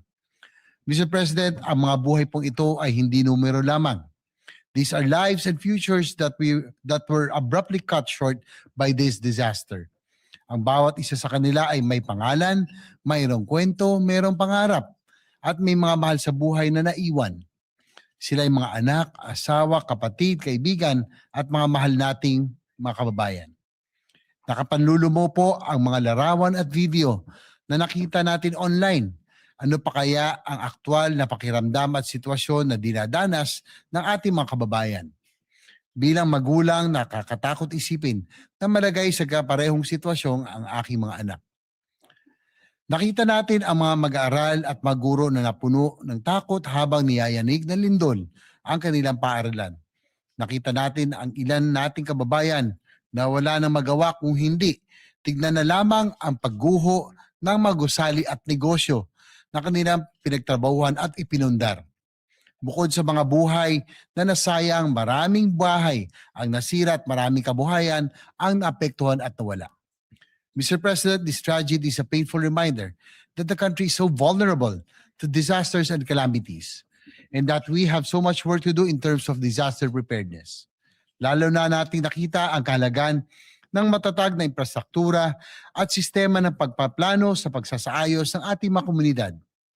Resilience should not just be expected from our constituents, but should mean that our infrastructure systems and responses can withstand the wrath of nature. Sa ilalim ng liderato ni Senate President Win Gatchalian, mabilis na nakapag-abot ng paunang tulong ang Senado sa mapaktadong komunidad. Subalit alam natin na hindi matatawaran ng kahit anong ayuda, donasyon o anumang halaga ang mga buhay na nawala at ang sakit ng trahedya na dinaranas ng mga naiwang pamilya. Kaya naman, nakikiisa ko sa panawagan na sa pamamagitan ng Senate Resolution na ito ay tiyakin ng ating pamahalaan ang agaran at pangmatagalang suporta para sa rehabilitasyon at pagbangon ng Mindanao. Bigyan natin ng malalim na kahulugan ang mga nawalang buhay sa pamamagitan ng pagtiyak na ang naiwan ay muling makapagsisimula. Ginong Pangulo, gagawin natin ang ating tungkulin dito sa Senado. Bilang inyong bagong halal na Chairman ng Committee on Finance, titiyakin natin na mayroong nakalaang suporta upang maibalik ang kaayusan, seguridad at dignidad ng pamumuhay ng mga kapatid natin sa Mindanao na lubhang naapektuhan ng sakuna. Maraming pagsubok na ang dinaanan ng ating bansa, maraming bagyo, lindol at iba pang kalamidad. At pandemya ang sumubok sa tibay ng sambayanang Pilipino.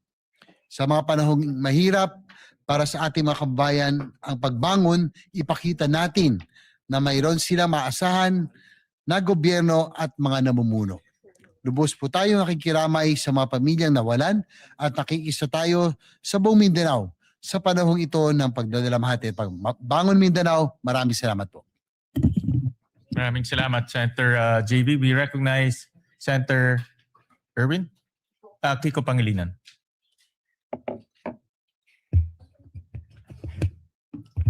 Thank you, Senate President Gatchalian. Dear colleagues, I rise to co-sponsor Senator Joel Villanueva's Senate Resolution number 447. In times of calamity, the Senate must speak as one. I commend Senator Joel Villanueva for his quick thinking and swift leadership on this resolution, which reflects the Senate's shared duty to help Mindanao recover, rebuild, and prosper. Strategic national priority ang mabilis at tuloy-tuloy na pagbangon ng Mindanao mula sa lindol noong Hunyo 8. Bakit? Dahil nasa Mindanao ang humigit kumulang 1/3 na pinakamahihirap nating mga kababayan, habang 40% ng food supply ng ating buong bansa ay galing dito. Pinakamalawak na produkto ng nyug, pinakamalawak na coconut farm sa buong Pilipinas ay nasa Mindanao. 40%, 30% of the national food trade comes from Mindanao. Food basket ng Pilipinas ang Mindanao. It is also one of our most dynamic growth frontiers. Maraming mga tahanan, paaralan, ospital, kalsada, tulay, mga sistema ng kuryente at tubig at iba pang mahalagang infrastruktura ang nasira sa Davao Region at Soc-Sargen. Kung hindi ito agad-agad at sapat na matutugunan, mas lalaki ang pinsalang dulot sa agrikultura, pangingisda, logistics at mga lokal na negosyo. Tatagal ang paghihirap ng mga apektadong pamilya at malalagay rin sa alanganin ang pambansang seguridad sa pagkain at katatagan ng ating ekonomiya. Ang Senate Bill number 2259 ng inyong lingkod naglalaan ng 15 billion pesos in supplemental funding. Nilalayon nito na maibalik ang mahahalagang serbisyong pampubliko, maisaayos at mapatatag ang mga kritikal na pasilidad at maibangon ang kabuhayan ng ating mga magsasaka, mangingisda, manggagawa, maliliit na negosyo, lahat lubhang apektado ng lindol.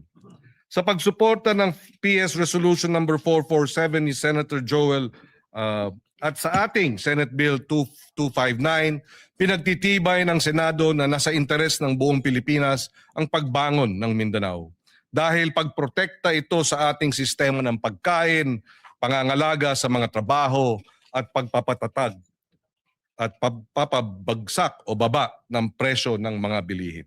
Sa sama-sama nating pagkilos, bubuo tayo ng isang Mindanao na mas matatag, mas ligtas at mas handa, gayon din ng buong bansa.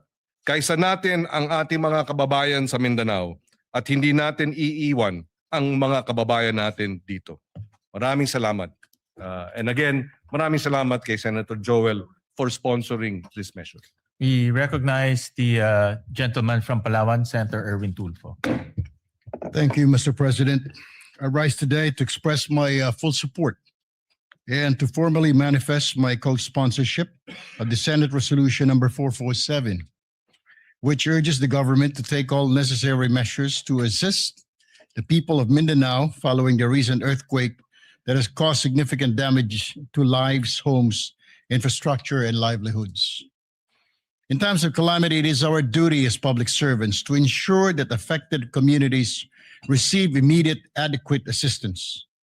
The earthquake has brought hardship and uncertainty to many families, underscoring the need for a swift, coordinated, and comprehensive response from all concerned agencies. Through this resolution, we reaffirm our commitment to mobilizing relief efforts, providing emergency assistance, restoring essential services, and supporting the long-term recovery and rehabilitation affected areas.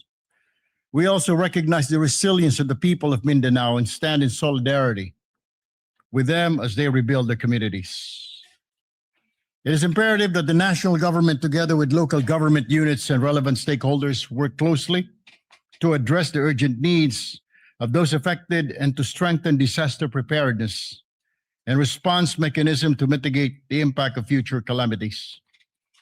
Ginong Pangulo at mga kasamahan, Ito po yung sinasabi ko noon pa at paulit-ulit ko na sinasabi. Isang tabi po natin ang ating mga personal or group interest. Alang-alang po sa mas nakakarami sa atin.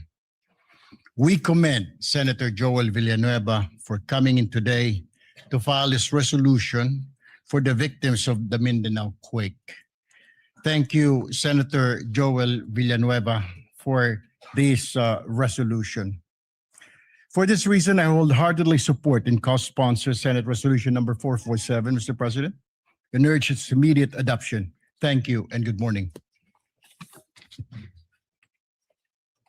Any more, Majority Leader? Any more, Senator Raffy? Yeah. While waiting for Senator Raffy, let me commend the resolution filed by Senator Joel Villanueva, PS Resolution 447. Ito po ay napapanahon dahil po yung naranasan ng Mindanao, particularly Sarangani and Jensan, ay isa sa pinakamalakas na lindol na naranasan po ng ating bansa. At marami pong infrastruktura na nasira doon. Nakita ho namin ni Senator Erwin, Senator JV at Senator Migs. At marami rin pong nasawi na buhay. At kami po ay nakikiramay at nakikiisa po sa mga kababayan ho natin sa Jensan, Sarangani at sa lahat pong ng lugar na tinamaan po ng lindol. At kaya po nagbibigay pugay ho kami kay Senator Joel dahil ito pong resolution ay nagdedirekta ng mabilis na action at mabilis po na pag-release ng pondo para po makatulong po sa mga kababayan natin sa Mindanao. With that, we recognize Senator Raffy Tulfo. Mr. President, Sila po colleagues, ay mga pamilyang wish to nawalan ng mga mahal sa buhay, tahanan at Senator Joel kabuhayan. Villanueva, Senate The Resolution people of Mindanao have 447 and 452 concerning the recent 7.8 earthquakes which struck Mindanao last June 8, 2026. Hindi basta numero mga biktima ng lindol o anumang kalamidad. Sila po ay mga pamilyang nawalan ng mga mahal sa buhay, tahanan at kabuhayan. The people of Mindanao have shown remarkable resilience in the face of adversity. Ngunit hindi sapat ang katatagan lamang. Hindi natin maaaring iasa sa tibay ng loob ng ating mga kababayan ang kanilang pagbangon. Kailangan nila ang agarang tulong at buong suporta ng pamahalaan upang muling maitayo ang kanilang mga buhay at komunidad. These resolutions recognize the urgent need to assess the full extent of the damage, ensure the relief and rehabilitation efforts are delivered efficiently, and identify measures that will strengthen the preparedness of our community against future disasters. Kasabay po nito, kinikilala natin rin ang kabayanihan ng ating mga rescue workers, medical teams at frontliners na nagbuwis ng oras at lakas upang pangunahan ang ating recovery efforts. For these reasons, I express my support, again, for Senate Resolution 447 and 452 and urge my colleagues to continue working together to ensure that the affected communities receive the assistance, rehabilitation, and protection that they deserve. May we continue to pray for their rehabilitation and for the continued safety of all our kababayans. Maraming salamat po, Mr. President. Thank you. Thank you very much for the co-sponsorship speech. Majority Leader, any more Thank you very much, Mr. co-sponsorship? President. With that, no other members wish to sponsor the measure. I move that all members present be made co-sponsors, Mr. President. Is there any objection? Hearing none, motion is approved and all senators are made co-sponsors of this bill. Yes, Mr. President. Those are present today. Okay. Mr. President, I move that we adopt proposed Senate Resolution number 447. I so move, Mr. Is President. there any objection? Hearing none, proposed resolution 447 is hereby adopted, subject to style. Thank you, Mr. President. And we would like to thank Senator Joel Villanueva for filing this measure. Kami po sa Mindanao ay nagpapasalamat po sa kanya sa malasakit po niya sa amin sa Mindanao. Maraming po salamat kay Senator Joel. With that, Mr. President, I move to also take up proposed Senate Resolution number 452 and ask the Secretary to read the title of the measure. Resolution expressing the profound gratitude of the Senate of the Philippines to the rescue workers, social welfare and healthcare personnel, local government units, uniformed services, civil volunteer groups, and all humanitarian responders for providing swift life-saving assistance to affected communities in the aftermath of the magnitude 7.8 earthquake that struck Mindanao. Health workers. Thank you, Mr. President. Mr. President, you are the sponsor Yes, of the Mr. measure, Mr. President. Do you wish to? Yes, Mr. sponsor President, or- I will just, Majority Leader, I will just insert my sponsorship speech for this resolution. Pero ito po ay simpleng pasasalamat sa ating mga frontliners, sa DSWD, in particular the Armed Forces of the Philippines who provided logistical support sa mga sinalanta po ng lindol. Kaya po ito ay isang pasasalamat sa lahat po ng frontliners natin. Kasama na rin po yung LGU na talagang kaagad rumisponde sa pinsala ng lindol. Thank you, Mr. President. Pero meron lang po tayong mga kasamahan. Mr. President, with your permission and permission of the body, would like to give short sponsorship speeches. Yes. May we recognize Senator J.V. Ejercito? He'll also insert to the records his sponsorship speech, and we'd like to recognize Senator Erwin Tulfo. We recognize Senator Erwin Tulfo for his co-sponsorship speech.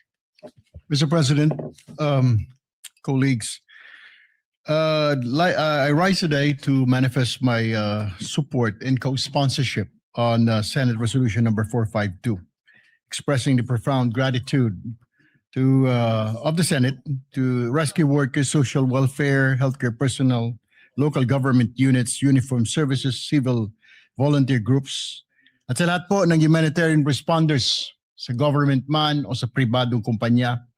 Marami po akong nabalitaan na may mga private companies po. Yung iba po galing sa mga mining corporations na nagpadala po ng kanilang workers para tumulong po sa paghahanap sa mga natabunan ng mga gumuhong gusali.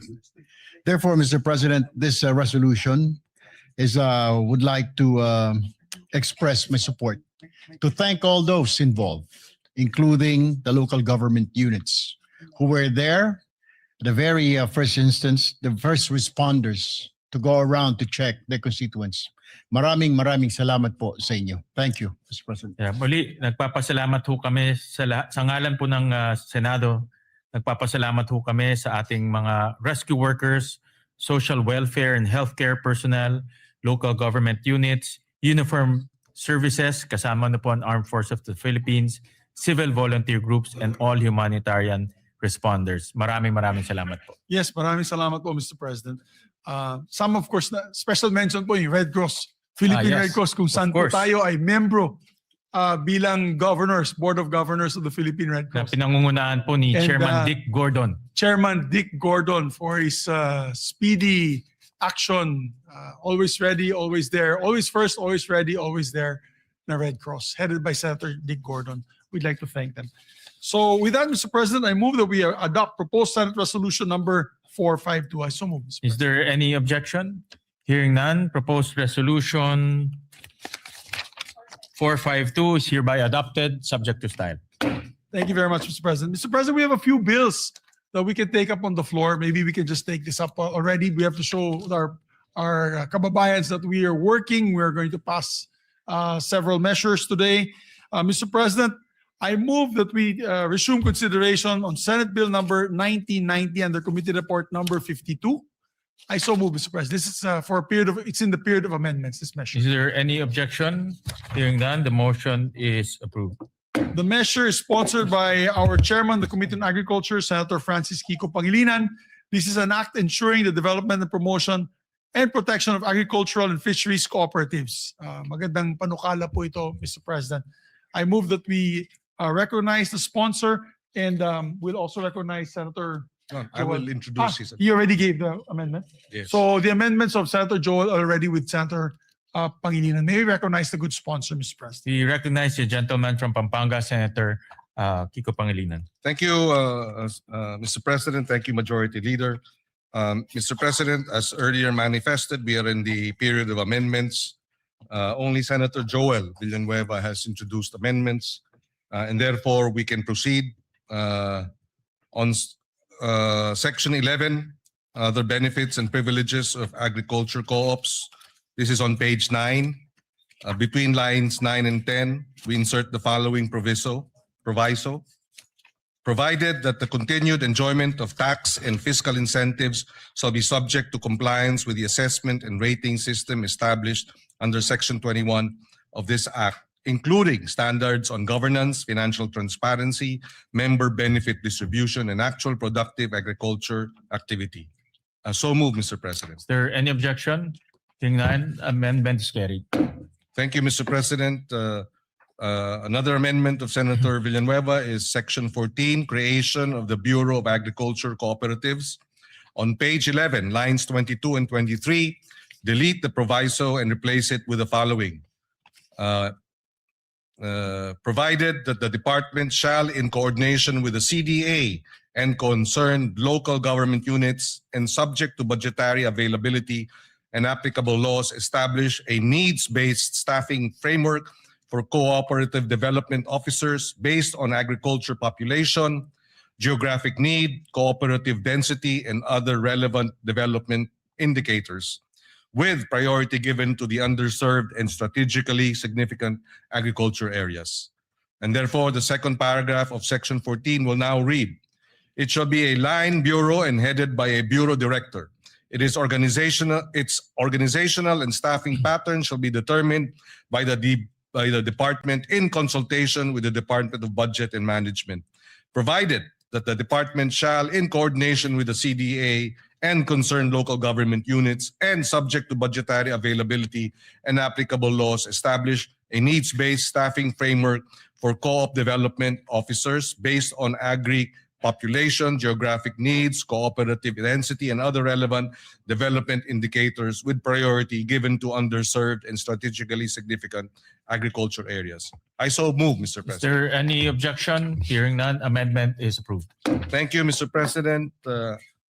We proceed to Section 15, Powers and Functions of the Bureau of Agriculture Co-ops. On page 12, between line 19 and 20, insert a new paragraph to read, the Bureau shall exercise its powers and functions in a manner complementary to and not duplicative of the powers and functions of the CDA under applicable laws. So move, Mr. President. Is there any objection? Hearing none, amendment is approved. Mr. President, Section 30, implementing rules and regulations, the amendment will be on page 17, deletes line 9 to 12 and replace them with the following. Section 30, implementing rules and regulations. The rules and regulations necessary for the effective and efficient enforcement of the provisions of this Act shall be formulated by the Department and the CDA in coordination with the relevant government agencies and in consultation with the LGUs, agriculture cooperatives, farmers and fisherfolk organizations, and other stakeholders, and shall be implemented within 90 days from the effectivity of this Act. Unjustified or willful failure or refusal of the concerned government agencies to promulgate the implementing rules and regulations, IRR, within the specified period shall subject the heads of these government agencies to administrative penalties under applicable civil service laws. And third paragraph, should the IRR contain provisions that are contrary to this Act, the heads of government agencies responsible for such provision, when done in bad faith or with gross negligence, shall be held administratively liable. So move, Mr. President. Is there any objection? Hearing none, amendment is approved. And finally, Mr. President, Section 32, Annual Reports. The amendment is on page 17 between lines 23 and 24 to insert a new paragraph to read, to promote transparency and accountability, the Bureau shall maintain and regularly update a publicly accessible digital registry containing relevant information on accredited agriculture cooperatives, including their ratings, incentives and benefits received, procurement awards, grants, and compliance status subject to applicable data privacy laws. So move, Mr. President. Is there any objection? Hearing none, amendment is approved. Thank you, Mr. President. There are no other proposed amendments for Senate Bill 1990. With the permission of our majority leader, if we can move to terminate the period of amendments. Yes, Mr. President.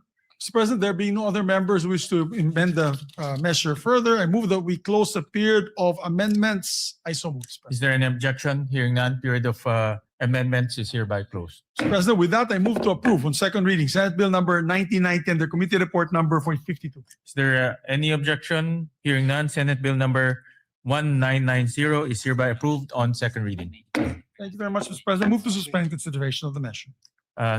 Consideration is hereby suspended. Mr. President, we are in receipt of a bicameral conference committee report on the disagreeing provisions of Senate Bill number 1894 and House Bill number 8476 or the amendments to the Universal Access to Quality Tertiary Education Act, which has been filed with the Bills and Index last June 3, 2026 and was ratified by the House of Representatives on the same date. Mr. President, I move that we approve and ratify the said conference committee report on the disagreeing provisions of Senate Bill number 1894 and House Bill number 8476, and the text of the joint explanation be deemed read into the records of the chamber. I so move. Is there any objection? Hearing none, the motion is approved. The conference committee report is approved and ratified. Thank you very much, Mr. President. And Mr. President, yes, Mr. President. May we recognize our distinguished colleague, Senator Joel Villanueva. We recognize the for gentleman his, from Bulacan, Senator Joel Villanueva. Yeah, Mr. President, just to give a very short manifestation on the ratification of the BICAM report on enhancing universal access to quality tertiary education. Mr. President, dear colleagues, it is with great privilege that we rise today to express our strong support for the ratification of the Bicameral Conference Committee report on the disagreeing provisions of Senate Bill number 1894 and House Bill number 8476, otherwise known as the Act Enhancing the Universal Access to Quality Tertiary Education. We again extend our warmest gratitude to our fellow conferees in the Senate and our counterparts in the House of Representatives, especially Chairperson Lauren Legarda, as one of the co-authors one of the authors and co-sponsors of this particular measure. Mr. President, we welcome the improvements introduced to this legislation and remain hopeful that these amendments will further strengthen RA number 10931 or the Universal Access to Quality Tertiary Education Act. More importantly, we trust that these reforms will remain faithful to the original spirit and intent of the law, a landmark measure that we, together with some of our colleagues here, including our Senate President, envisioned during its passage to make higher education more accessible to every deserving Filipino learner, especially those who face the greatest economic barriers.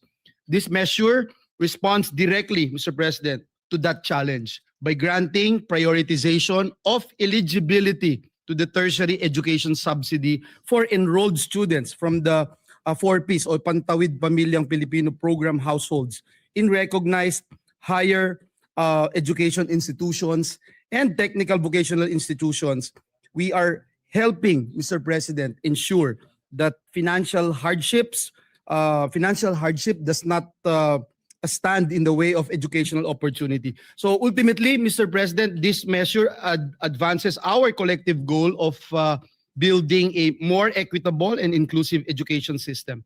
It strengthens the country's commitment to supporting learners, not only in gaining access to tertiary education, but also in successfully completing it and realizing their full potential. Again, Mr. President, for these reasons, we wholeheartedly support the ratification of this BICAM report. Maraming salamat, Ginoong Pangulo. At, Thank you, Senator Joel Villanueva. Thank you very much, sir, Deputy Majority Floor Leader. Thank you, sir. With that, I move to consider Senate Bill number 1991 and the committee report number 53. I so move. Is there objection? Hearing none, the motion is approved. This is an act strengthening the National Agriculture and Fisheries Extension System to accelerate agriculture and fisheries development, Mr. President.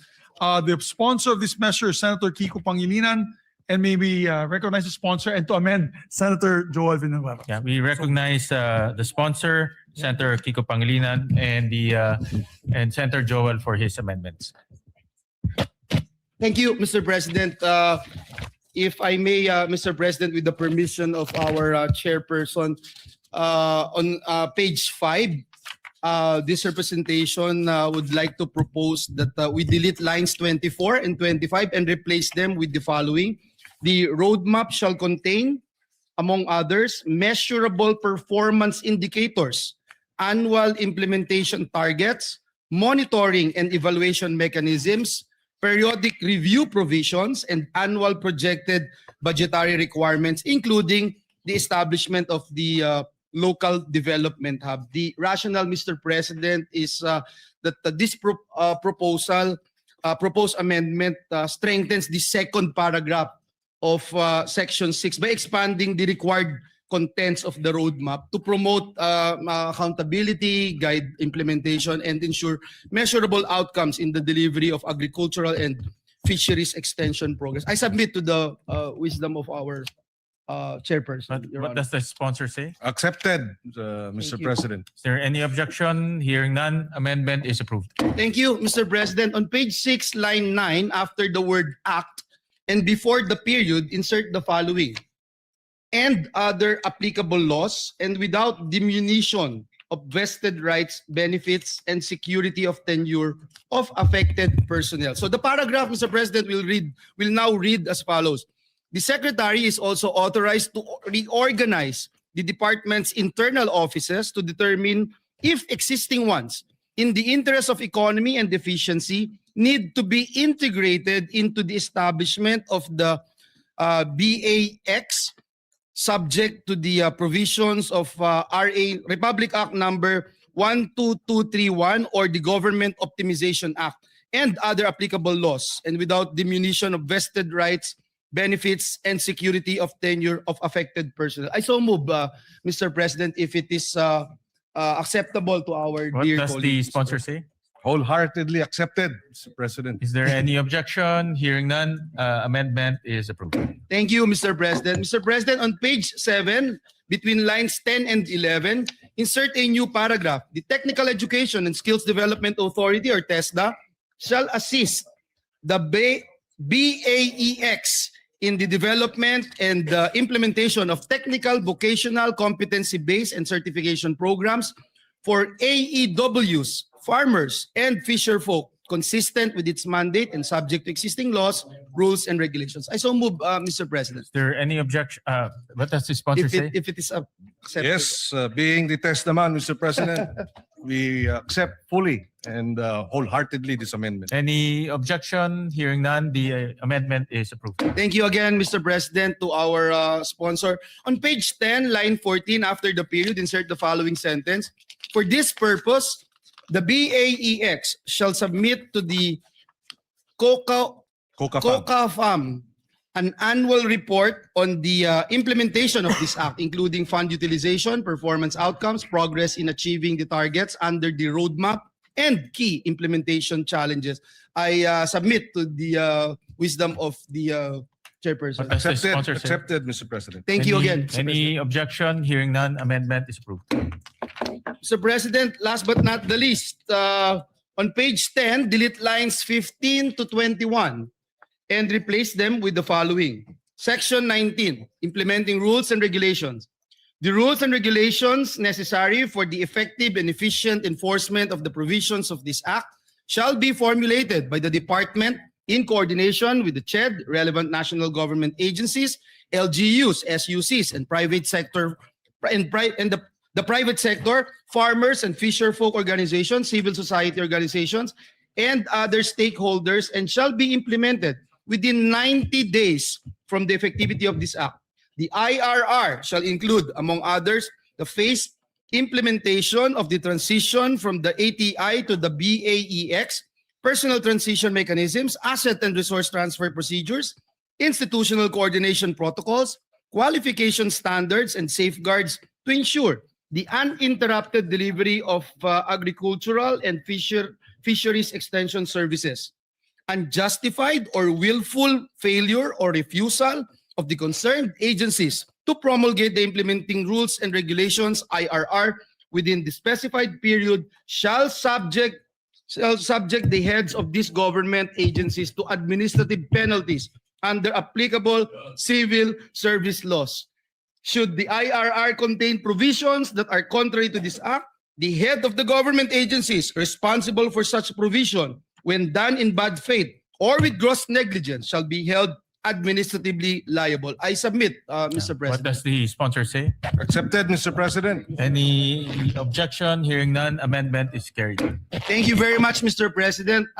We'd like to put on record our sincerest thanks and gratitude to our distinguished sponsor of the measure. Thank you, Mr. President. Thank you, dear colleague. We'd like to thank Senator Joel for his amendments. Extension, Mr. President, insert with the phrase permission of and our fisheries. Majority And on the leader, same line, we delete move the for acronym amendments, BAEX and replace for this with the motion. acronym. Please proceed. Yes, Section 4, creation of the Bureau of Agriculture Extension, BAEX, first paragraph, on page 3, line 27, between the words agriculture and extension, insert the phrase and fisheries.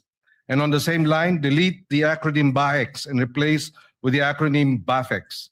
This shall be an omnibus amendment in the bill to reflect the name of the new DA Bureau, which is the Bureau of Agriculture and Fisheries Extension, or BAFEX. The first paragraph of Section 4 as amended shall now read as follows. Creation of the Bureau of Agriculture and Fisheries Extension, BAFEX. The Agriculture Training Institute is hereby transformed and strengthened into the Bureau of Agriculture and Fisheries Extension, hereinafter referred to as the BAFEX. It shall be a line bureau in the Department of Agriculture under the supervision of the Undersecretary for Operations. As a line bureau, it shall maintain physical offices at the national, regional, provincial, and municipal levels. So moved, Mr. President. Any objection? Hearing none, amendment is approved. On the same Section 4, second paragraph, on page 4, line 4, after the word section, delete the number 8 and replace with number 9. And it shall now read as follows. The BAFEX shall be headed by a bureau director with 2 assistant directors at the national level who shall head the technical services and administration and finance service. Technical service and administration and finance service, respectively. It shall further be comprised of such other personnel nationwide as indicated in the plantilla under Section 9. So moved, Mr. President. Is there any objection? Hearing none, amendment is approved. Thank you, Mr. President. Section 9, plantilla of BAFEX personnel. First paragraph. On page 6, line 25 to 31. Starting from the word agriculture, on line 25, delete the rest of the paragraph ending with the word country on line 31 and replace with the following. Director, Provincial Agriculture Extension Officer, Assistant PAEO, and Agriculture Extension Workers, AEWs. The department shall provide the details of the plantilla reflecting a minimum of 3 AEWs in every municipality in the country. The first paragraph of Section 9 shall now read as follows. Section 9, plantilla of BAFEX personnel. There shall be a plantilla of positions in the BAFEX, namely Bureau Director, 2 Assistant Directors, Regional Director, Provincial Agriculture Extension Officer, PAEO, Assistant PAEO, and Agriculture Extension Workers, AEWs. The department shall provide the details of the plantilla reflecting a minimum of 3 AEWs in every municipality in the country. So moved, Mr. President. Is there any objection? Hearing none, amendment is approved. Section 9, third paragraph. On page 7, delete the entire paragraph on lines 5 and 6 and replace with the following paragraph. The basic salary grade for Agriculture 1 shall be salary grade 13 in the government salary grade scale, consistent with Republic Act 12215 or the Philippine Agriculturist Act. So moved, Mr. President. Is there any objection? Hearing none, amendment is approved. Mr. President, on page 7, delete lines 15 to 16 and replace with agriculture officers, workers shall be entitled to appropriate representation allowance and traveling allowance, RATA, in accordance with existing regulations. So moved, Mr. President. Is there any objection? Hearing none, amendment is approved. The penultimate amendment, Section 16 on appropriations, first paragraph on page 9, line 25. After the word for, delete the word personal and replace with personnel. The first paragraph of Section 16 shall now read as follows. Section 16, appropriation for the first year of implementation of this act. The amount of 10 billion pesos shall be appropriated for personnel services and operation and capital budget requirements of BAFEX. It shall be sourced out of the total budget of the department. So move, Mr. President. Is there any objection? Hearing none, amendment is approved. And finally, on the title of the bill, the following, the omnibus amendment approved earlier. The title shall now read as follows. An act strengthening the National Agriculture and Fisheries Extension System to accelerate agriculture and fisheries development, creating the Bureau of Agriculture and Fisheries Extension, BAFEX, and appropriating funds therefore. Subject to style, Mr. President, so move. Is there any objection? Hearing none, amendment is approved, subject to style. Thank you, Mr. President. There are no other amendments.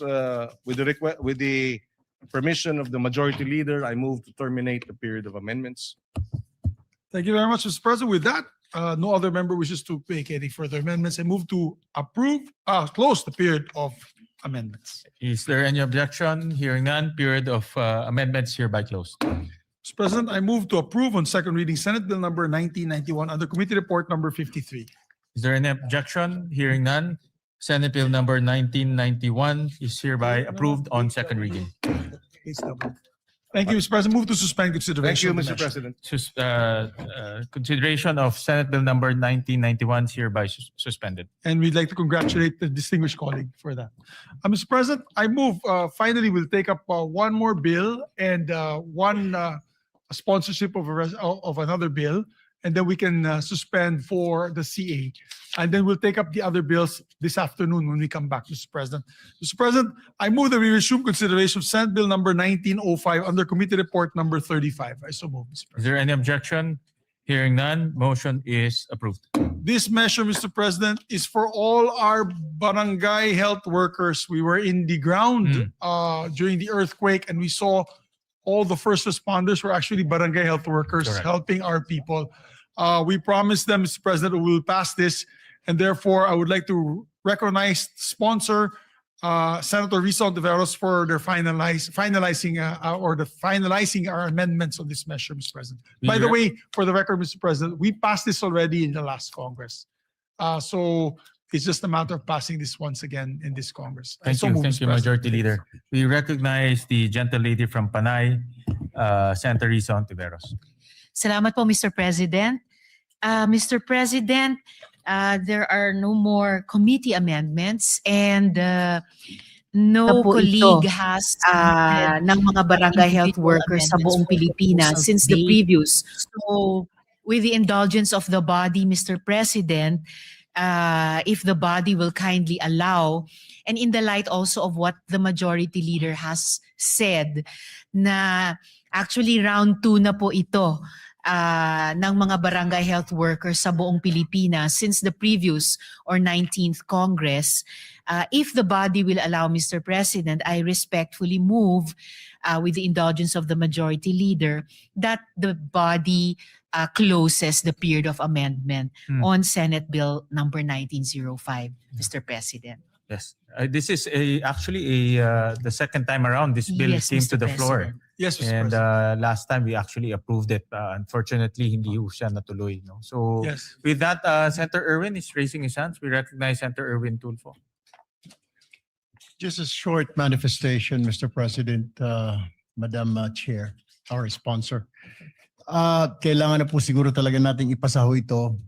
Kailangan po dahil ito po ay ang ating pong mga barangay health workers, ang mga first responders. Ito po nakita natin nung nagdaang earthquake sa Mindanao. Sila po ang nauna. Ang mga barangay health workers po natin, ginagamot po yung may mga sugat at nag-iikot po sa iba't ibang barangay. Doon po sa Sarangani, doon po sa General Santos City. At hindi lang po sa lugar na yan, kundi sa iba't ibang panig ng ating bansa na kapag tinamaan po ng mga unos, kalamidad, sila po ang unang-unang mga rumiresponde sa mga bahay-bahay. So, ika nga, I believe it is high time that we must pass this Senate bill alang-alang po sa kanila. And it is our way of saying thank you for your service. Maraming salamat, Mr. President. Thank you for that. Maraming salamat, Madam Sponsor. Thank you for that manifestation, Senator Erwin. I believe last night was Senator JV who sponsored this bill. Kaya ho, That's dumaan right, na ho Mr. to sa maraming debate at sa wakas nandito tayo ulit para aprubahan. Thank you very much, Mr. President. With that, I move that we close the period of amendments. Is there any objection? Hearing none, the period of amendments hereby closed. Salamat, Mr. President. Thank you, Mr. President. Mr. President, move to approve on second reading Senate Bill number 1905 under Committee Report number 35. So, Is there any objection? Hearing none, Senate Bill number 1905 is hereby approved on second reading. Mr. President, I move congratulations. Congratulations to the sponsor. The barangay health workers and the Majority. sponsor, Salamat, Mr. Mr. President. President. Congratulations. And to the Senate. Mr. President, move to suspend consideration of the same. The consideration of the aforementioned bill is hereby suspended. Mr. President, I move that we proceed to reference of business, short reference of business. The Senate Secretary is directed to read the reference of business. Reference to business, message from the House of Representatives, letter from the House informing the Senate that on 3 June 2026, it passed the following House bills in which it requests the concurrence of the Senate. House number A389, an act prohibiting political dynasties in national and local elective offices. Referred to the Committee on Electoral Reforms and People's Participation and Constitutional Amendments and Revision of Codes. House number 9466, an act converting the National Feeding Program into a National Nutrition Program by expanding its scope and coverage and enhancing its support mechanisms. Appropriating funds therefore, amending RA 11037 or the Masustansyang Pagkain para sa Batang Pilipino Act. Referred to the Committees on Basic Education, Agriculture, Food and Agrarian Reform, Ways and Means, and Finance. Committee Report 71, jointly by the Committees on Basic Education, Agriculture, Food and Agrarian Reform, and Finance on Senate number 2272, with Senators Tulfo R, Pangilinan, Marcos, Estrada, Villanueva, Lapid, Villar M, Aquino, Ejercito, Tulfo E, and Villar C as authors. An act strengthening and expanding the National Nutrition Program, amending for the purpose Republic Act number 11037, otherwise known as the Masustansyang Pagkain para sa Batang Pilipino Act, appropriating funds therefore, recommending approval in substitution of Senate numbers 87, 219, 431, 902, 1145, 1192, 1207, 1312, 1375, 1471, and 1767. Sponsor, Senator Aquino. To the calendar for ordinary business. Majority Leader. Oo nga. Pwede rin na.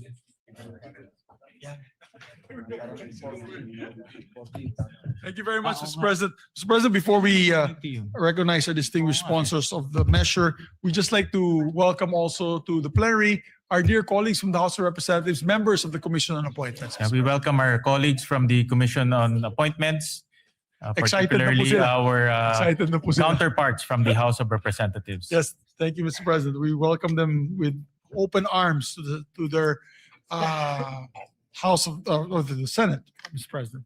Mr. President, I move that we transfer to the calendar ordinary business special orders, Senate Bill number, it's not in my list, 2272. 2272. Mr. President, I so move. Is there any objection?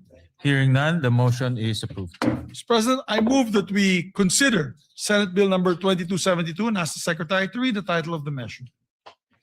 Is there any objection? Hearing none, the motion is approved. Consideration of Senate Bill number 2272 is in order. Under Committee Report number 71, Mr. President. Under Committee Report 71, the Secretary is directed to read only the title of the bill without prejudice to inserting into the records the whole text thereof. An act strengthening, expanding the National Nutrition Program, amending for the purpose Republic Act number 11037, otherwise known as the Masustansyang Pagkain para sa Batang Pilipino Act, appropriating funds therefore. Mr. President, may we recognize the sponsor, Senator Bam Aquino, to sponsor the We measure. recognize the gentleman from Tarlac, Senator Bam Aquino. Mr. President, mga kasama, magandang araw po sa ating lahat. The Committee on Basic Education is pleased to present Senate Bill number 2272 under Committee Report number 71, which seeks to amend Republic Act 11037 or the Masustansyang Pagkain parang sa Batang Pilipino Act.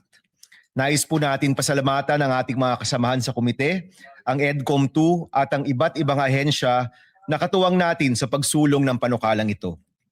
Sa lahat po ng mga pangyayari sa Senado sa nakaraang buwan, ang reformang ito na para sa kabataang nangangailangan at para sa kabataang nagugutom ang isa po sa nakapanghihinayang po talaga na naantala ng ilang linggo.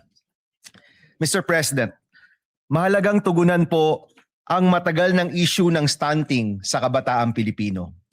Ayon po sa ulat ng EDCOM 2, sa loob ng 20 taon mula year 2000 hanggang 2020, nananatili ang problema ng stunting sa ating kabataan. Currently, 26.7% of Filipino children under 5 years old are stunted. Ibig sabihin po, isa sa bawat 4 na kabataan ay hindi naaabot ang kanilang tunay na potensyal. They will carry the lifelong burden of undernutrition. Hindi po natin malulutas ang krisis sa edukasyon kung hindi po natin tututukan ang isa sa mga ugat nito, ang kakulangan sa nutrisyon na nagsisilbing hadlang upang epektibong matuto ang mga estudyanteng Pilipino. Ang ating pong panukala ngayon ay hindi lamang isang feeding program. Ito po ay reforma sa edukasyon, isa pong public health strategy at isa pong hakbang sa pagpapaunlad ng human capital ng ating bansa. Meron pong matatag na ugnayan sa pagitan ng nutrisyon at edukasyon. Ang isang gutom na bata ay hindi makakapag-focus. Ang isang malnourished na utak ay nahihirapan na maalala ang pinag-aralan sa eskwelahan. Ang expanded National Nutrition Program na ito ay tutugon sa isa sa pinakamalaking reformang kinakailangan ng ating sistema sa edukasyon. Noong ating pong unang termino, tayo rin po yung nag-sponsor ng RA 11037.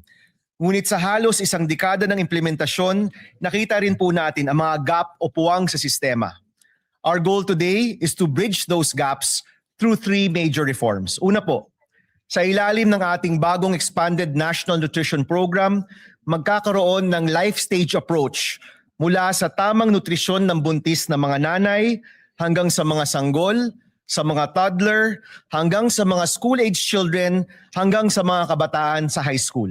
Ibig sabihin po, sa lahat ng essential developmental stages ng ating kabataan, meron pong masustansyong pagkain para sa mga nangangailangan.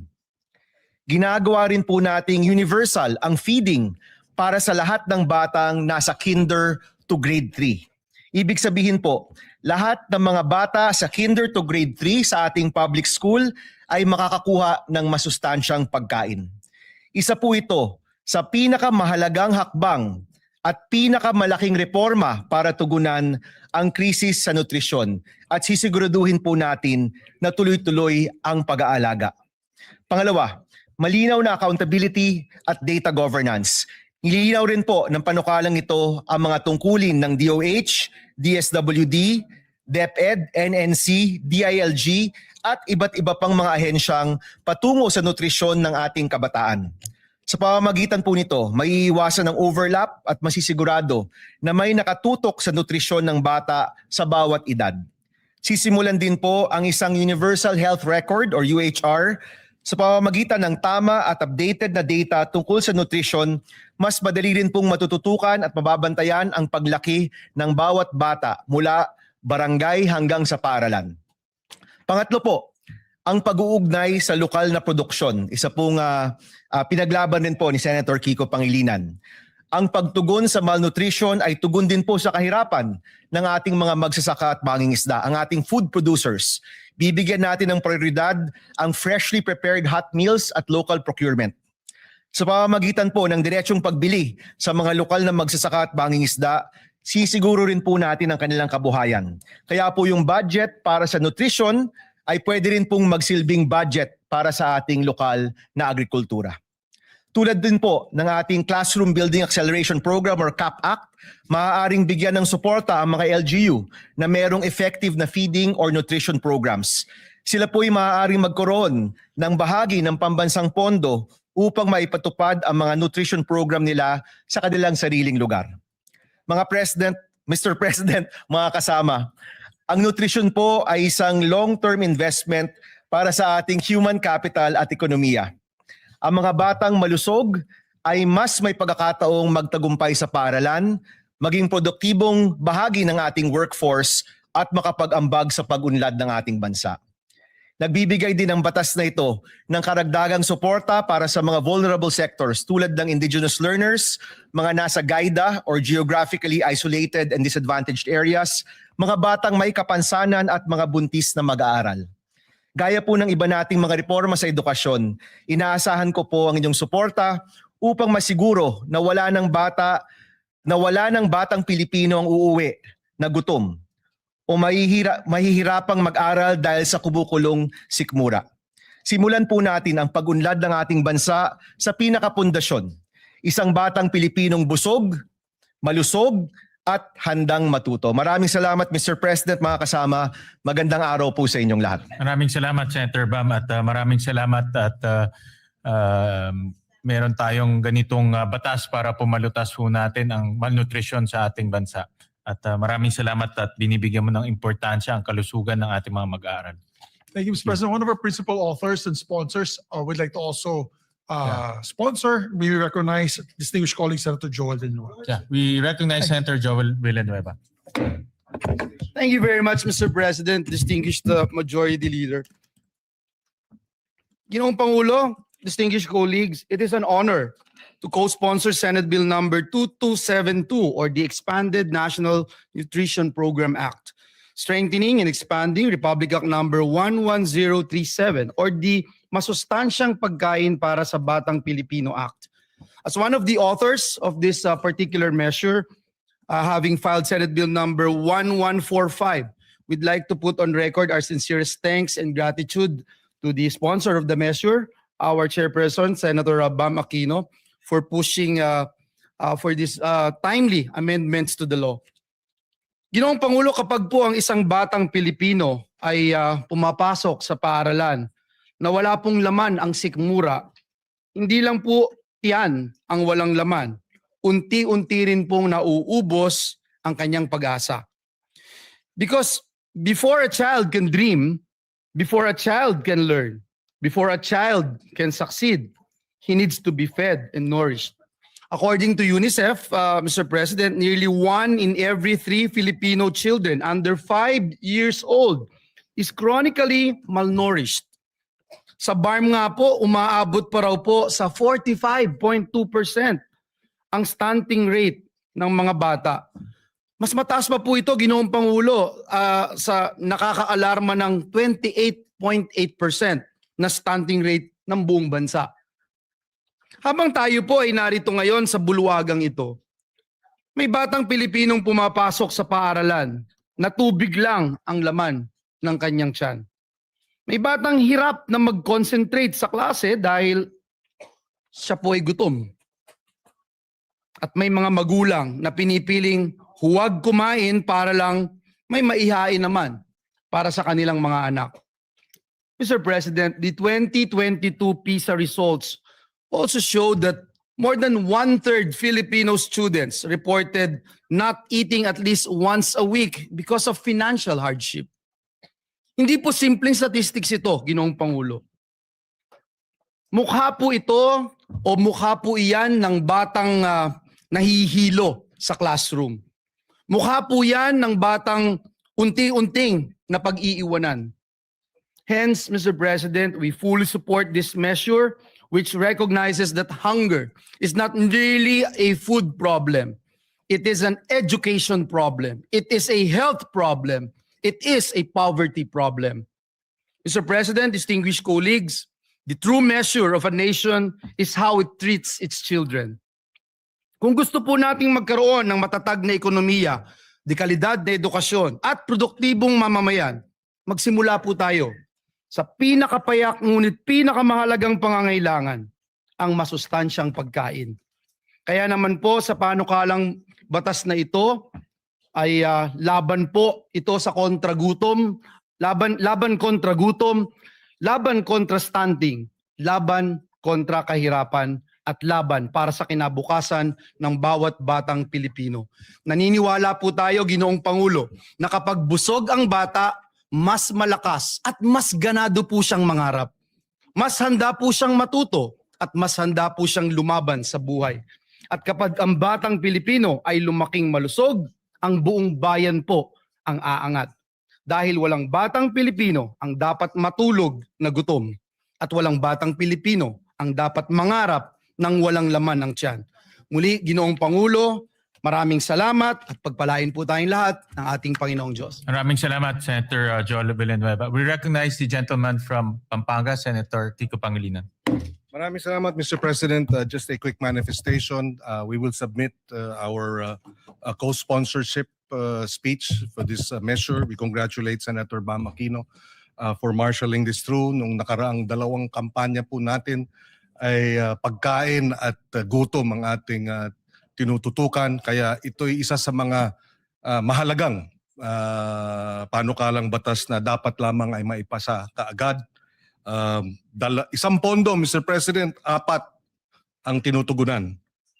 Kahirapan, kalusugan, edukasyon, at agrikultura at pangingisda, Mr. President. 4 ang tinutugunan, 1 pondo, Mr. President. Hindi lang gutom ng ating mga kababayan, ang ating mga anak, pati ang gutom ng ating mga magsasaka at mangingisda na maibenta ng tama ang kanilang ani at huli para gumanda ang kanilang kita, matutugunan din ng panukalang ito. Kaya we will submit our co-sponsorship speech, and we thank Senator Bam Aquino for marshalling this measure. Maraming salamat, Mr. President. Thank you. very much. We also recognize the gentleman from Palawan, Senator Erwin Tulfo. Mr. President, distinguished colleagues, I rise today to manifest my full support on Senator Bam Aquino's bill and formally co-sponsor the bill on the expanded National Nutrition Program under Committee Report number 71. Section 15, Article 2 of our 1987 Constitution explicitly mandates that the state shall protect and promote the right to health of the people. Yet, despite our past legislative efforts, we are cognizant of the stark reality that child malnutrition remains a formidable crisis in our country. Under Republic Act number 11037 or the Masustansyang Pagkain para sa Batang Pilipino Act, our national feeding program is currently limited to a period of 120 days. Mr. President, this is simply insufficient to sustain the nutritional requirements of our growing children from prenatal period to their school age years. Hindi naman po nawawala ang gutom at malnutrisyon pagkalipas ng 120 days. Sa katunayan, karamihan sa mga kaso ng stunting ay nagsisimula sa unang yugto ng buhay ng isang bata. Kaya kinakailangan ang tuloy-tuloy at pangmatagalang interbensyon. It is for this reason that I also filed Senate Bill number 1471. Through this measure, we seek to extend the national feeding program. Furthermore, this bill represents an opportunity to simultaneously uplift another marginalized sector by harmonizing this measure with Section 11 of Republic Act number 11321 or the Sagip Saka Act. We mandate the direct purchase of agricultural and fishery products from accredited farmers and fisher folks cooperatives. Mr. President, by linking our national feeding initiatives directly with our local producers, we combat the hunger that impairs our students' ability to learn, and we secure reliable livelihood for our agriculture sector. Win-win solution para sa ating mga mag-aaral at magsasaka. I therefore co-sponsor this vital measure and earnestly urge my distinguished colleagues to please support its swift passage. Maraming salamat po, Mr. President. Majority Leader. Thank you very much, Mr. President. Mr. President, we congratulate the sponsors for this timely measure. We were talking about it with the Senate President really quick, just a quick manifestation. We have one of the shortest populations in Southeast Asia. There was a study recently made, and I read about it. Short in height, Mr. President, because of stunting due to malnourishment and malnutrition. And the fact is that we're a basketball-loving country. So if we do not address this, sayang naman yung pagmamahal natin sa basketball. As a matter of fact, nilampasan na po tayo ng leaps and bounds ng Vietnam and Thailand. The children's height or the height average of Vietnam and Thailand, matatangkad na sila. Because early on, they had the promoted the school feeding program and nutrition program. So I'd like to thank Senator Joel Villanueva and Senator Bam Aquino for this measure, Mr. President, and we hope to pass this as soon as possible time.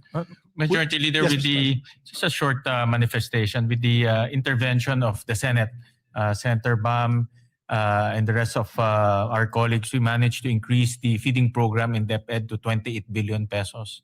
So right now, ang target this year is to have universal feeding for kindergarten, grade 1 for 180 days. No? So araw-araw mapapakain na sila. And this bill bodes well with that budget because we need to Hearing none, institution the aforementioned bill is hereby suspended. President, we'd just like to designate, before we suspend for the CA, we'd just like to designate the members of two bicameral conference committees that will happen very soon. I move that the Senate President rather designate the Senate conferees to the Conference Committee on the Disagreeing Provisions of Senate Bill number 1981 and House Bill number 4744. These are the bills on Private Basic Education Vouchers Assistance Act, Mr. President. Is there any objection? Hearing none, the following are designated conferees on the disagreeing provisions on Senate Bill number 1981 and House Bill number 4744. Senator Bam Aquino as chairperson, Senate President Win Gatchalian as the author of this bill, and Senator Joel Villanueva. For the minority, Senator Lauren Legarda and Senator Camille Villar. Thank you very much, Mr. President. Mr. President, I move also that we proceed with the Senate President's designation of Senate conferees to the Conference Committee on the Disagreeing Provisions on Senate Bill number 1966 and House Bill number 6636. This is the bill institutionalizing the Assistance to Individuals in Crisis Situations Act. I so move, Mr. President. Is there any objection? Hearing none, the following members are hereby designated as Senate conferees on the Conference Committee on Disagreeing Provisions on Senate Bill number 1966 and House Bill number 6636. They are Senator Erwin Tulfo as chairperson, members for the majority, Senator Ping Lacson, Senator Lito Lapid, Senator Vicente Soto III, and for the minority, Senator Bongo. Thank you, Mr. President. And also for the record, Senator Kiko Pangilinan would like to be co-author and co-sponsor of the committee report of Senator Bam, as well as yours truly, Mr. President, if I can be made also co-sponsor and co-author. So recorded. Thank you. And Senator Rafi Tulfo as well, Mr. President. So recorded. Thank you, Mr. President. Mr. President, I move that we also elect, we have the list of the minority members to the CA so that they can also participate in today's commission appointments. This list had come from the office of Senator Pia Cayetano. Mr. President, I move that we elect the following senators as members of the commission appointments on the part of the minority: Senator Rodante Marcoleta, Senator Christopher Bongo, Senator Amy Marcos, Senator Lauren Legarda, and Senator Jinggoy Estrada. I so move. Is there any objection? Hearing none, the motion is approved. And also, Mr. President, pursuant to Article 6, Section 17 of the 1987 Constitution, I move to elect the following members to the Senate Electoral Tribunal on the part of the minority: Senators Pia Cayetano and Senator Robin Hood Padilla. Is there any objection? Hearing none, motion is approved. With that, Mr. President, I move to suspend session until 3 o'clock in the afternoon to allow us to have our Commission on Appointments hearings this afternoon, Mr. President. I so move. Session is suspended.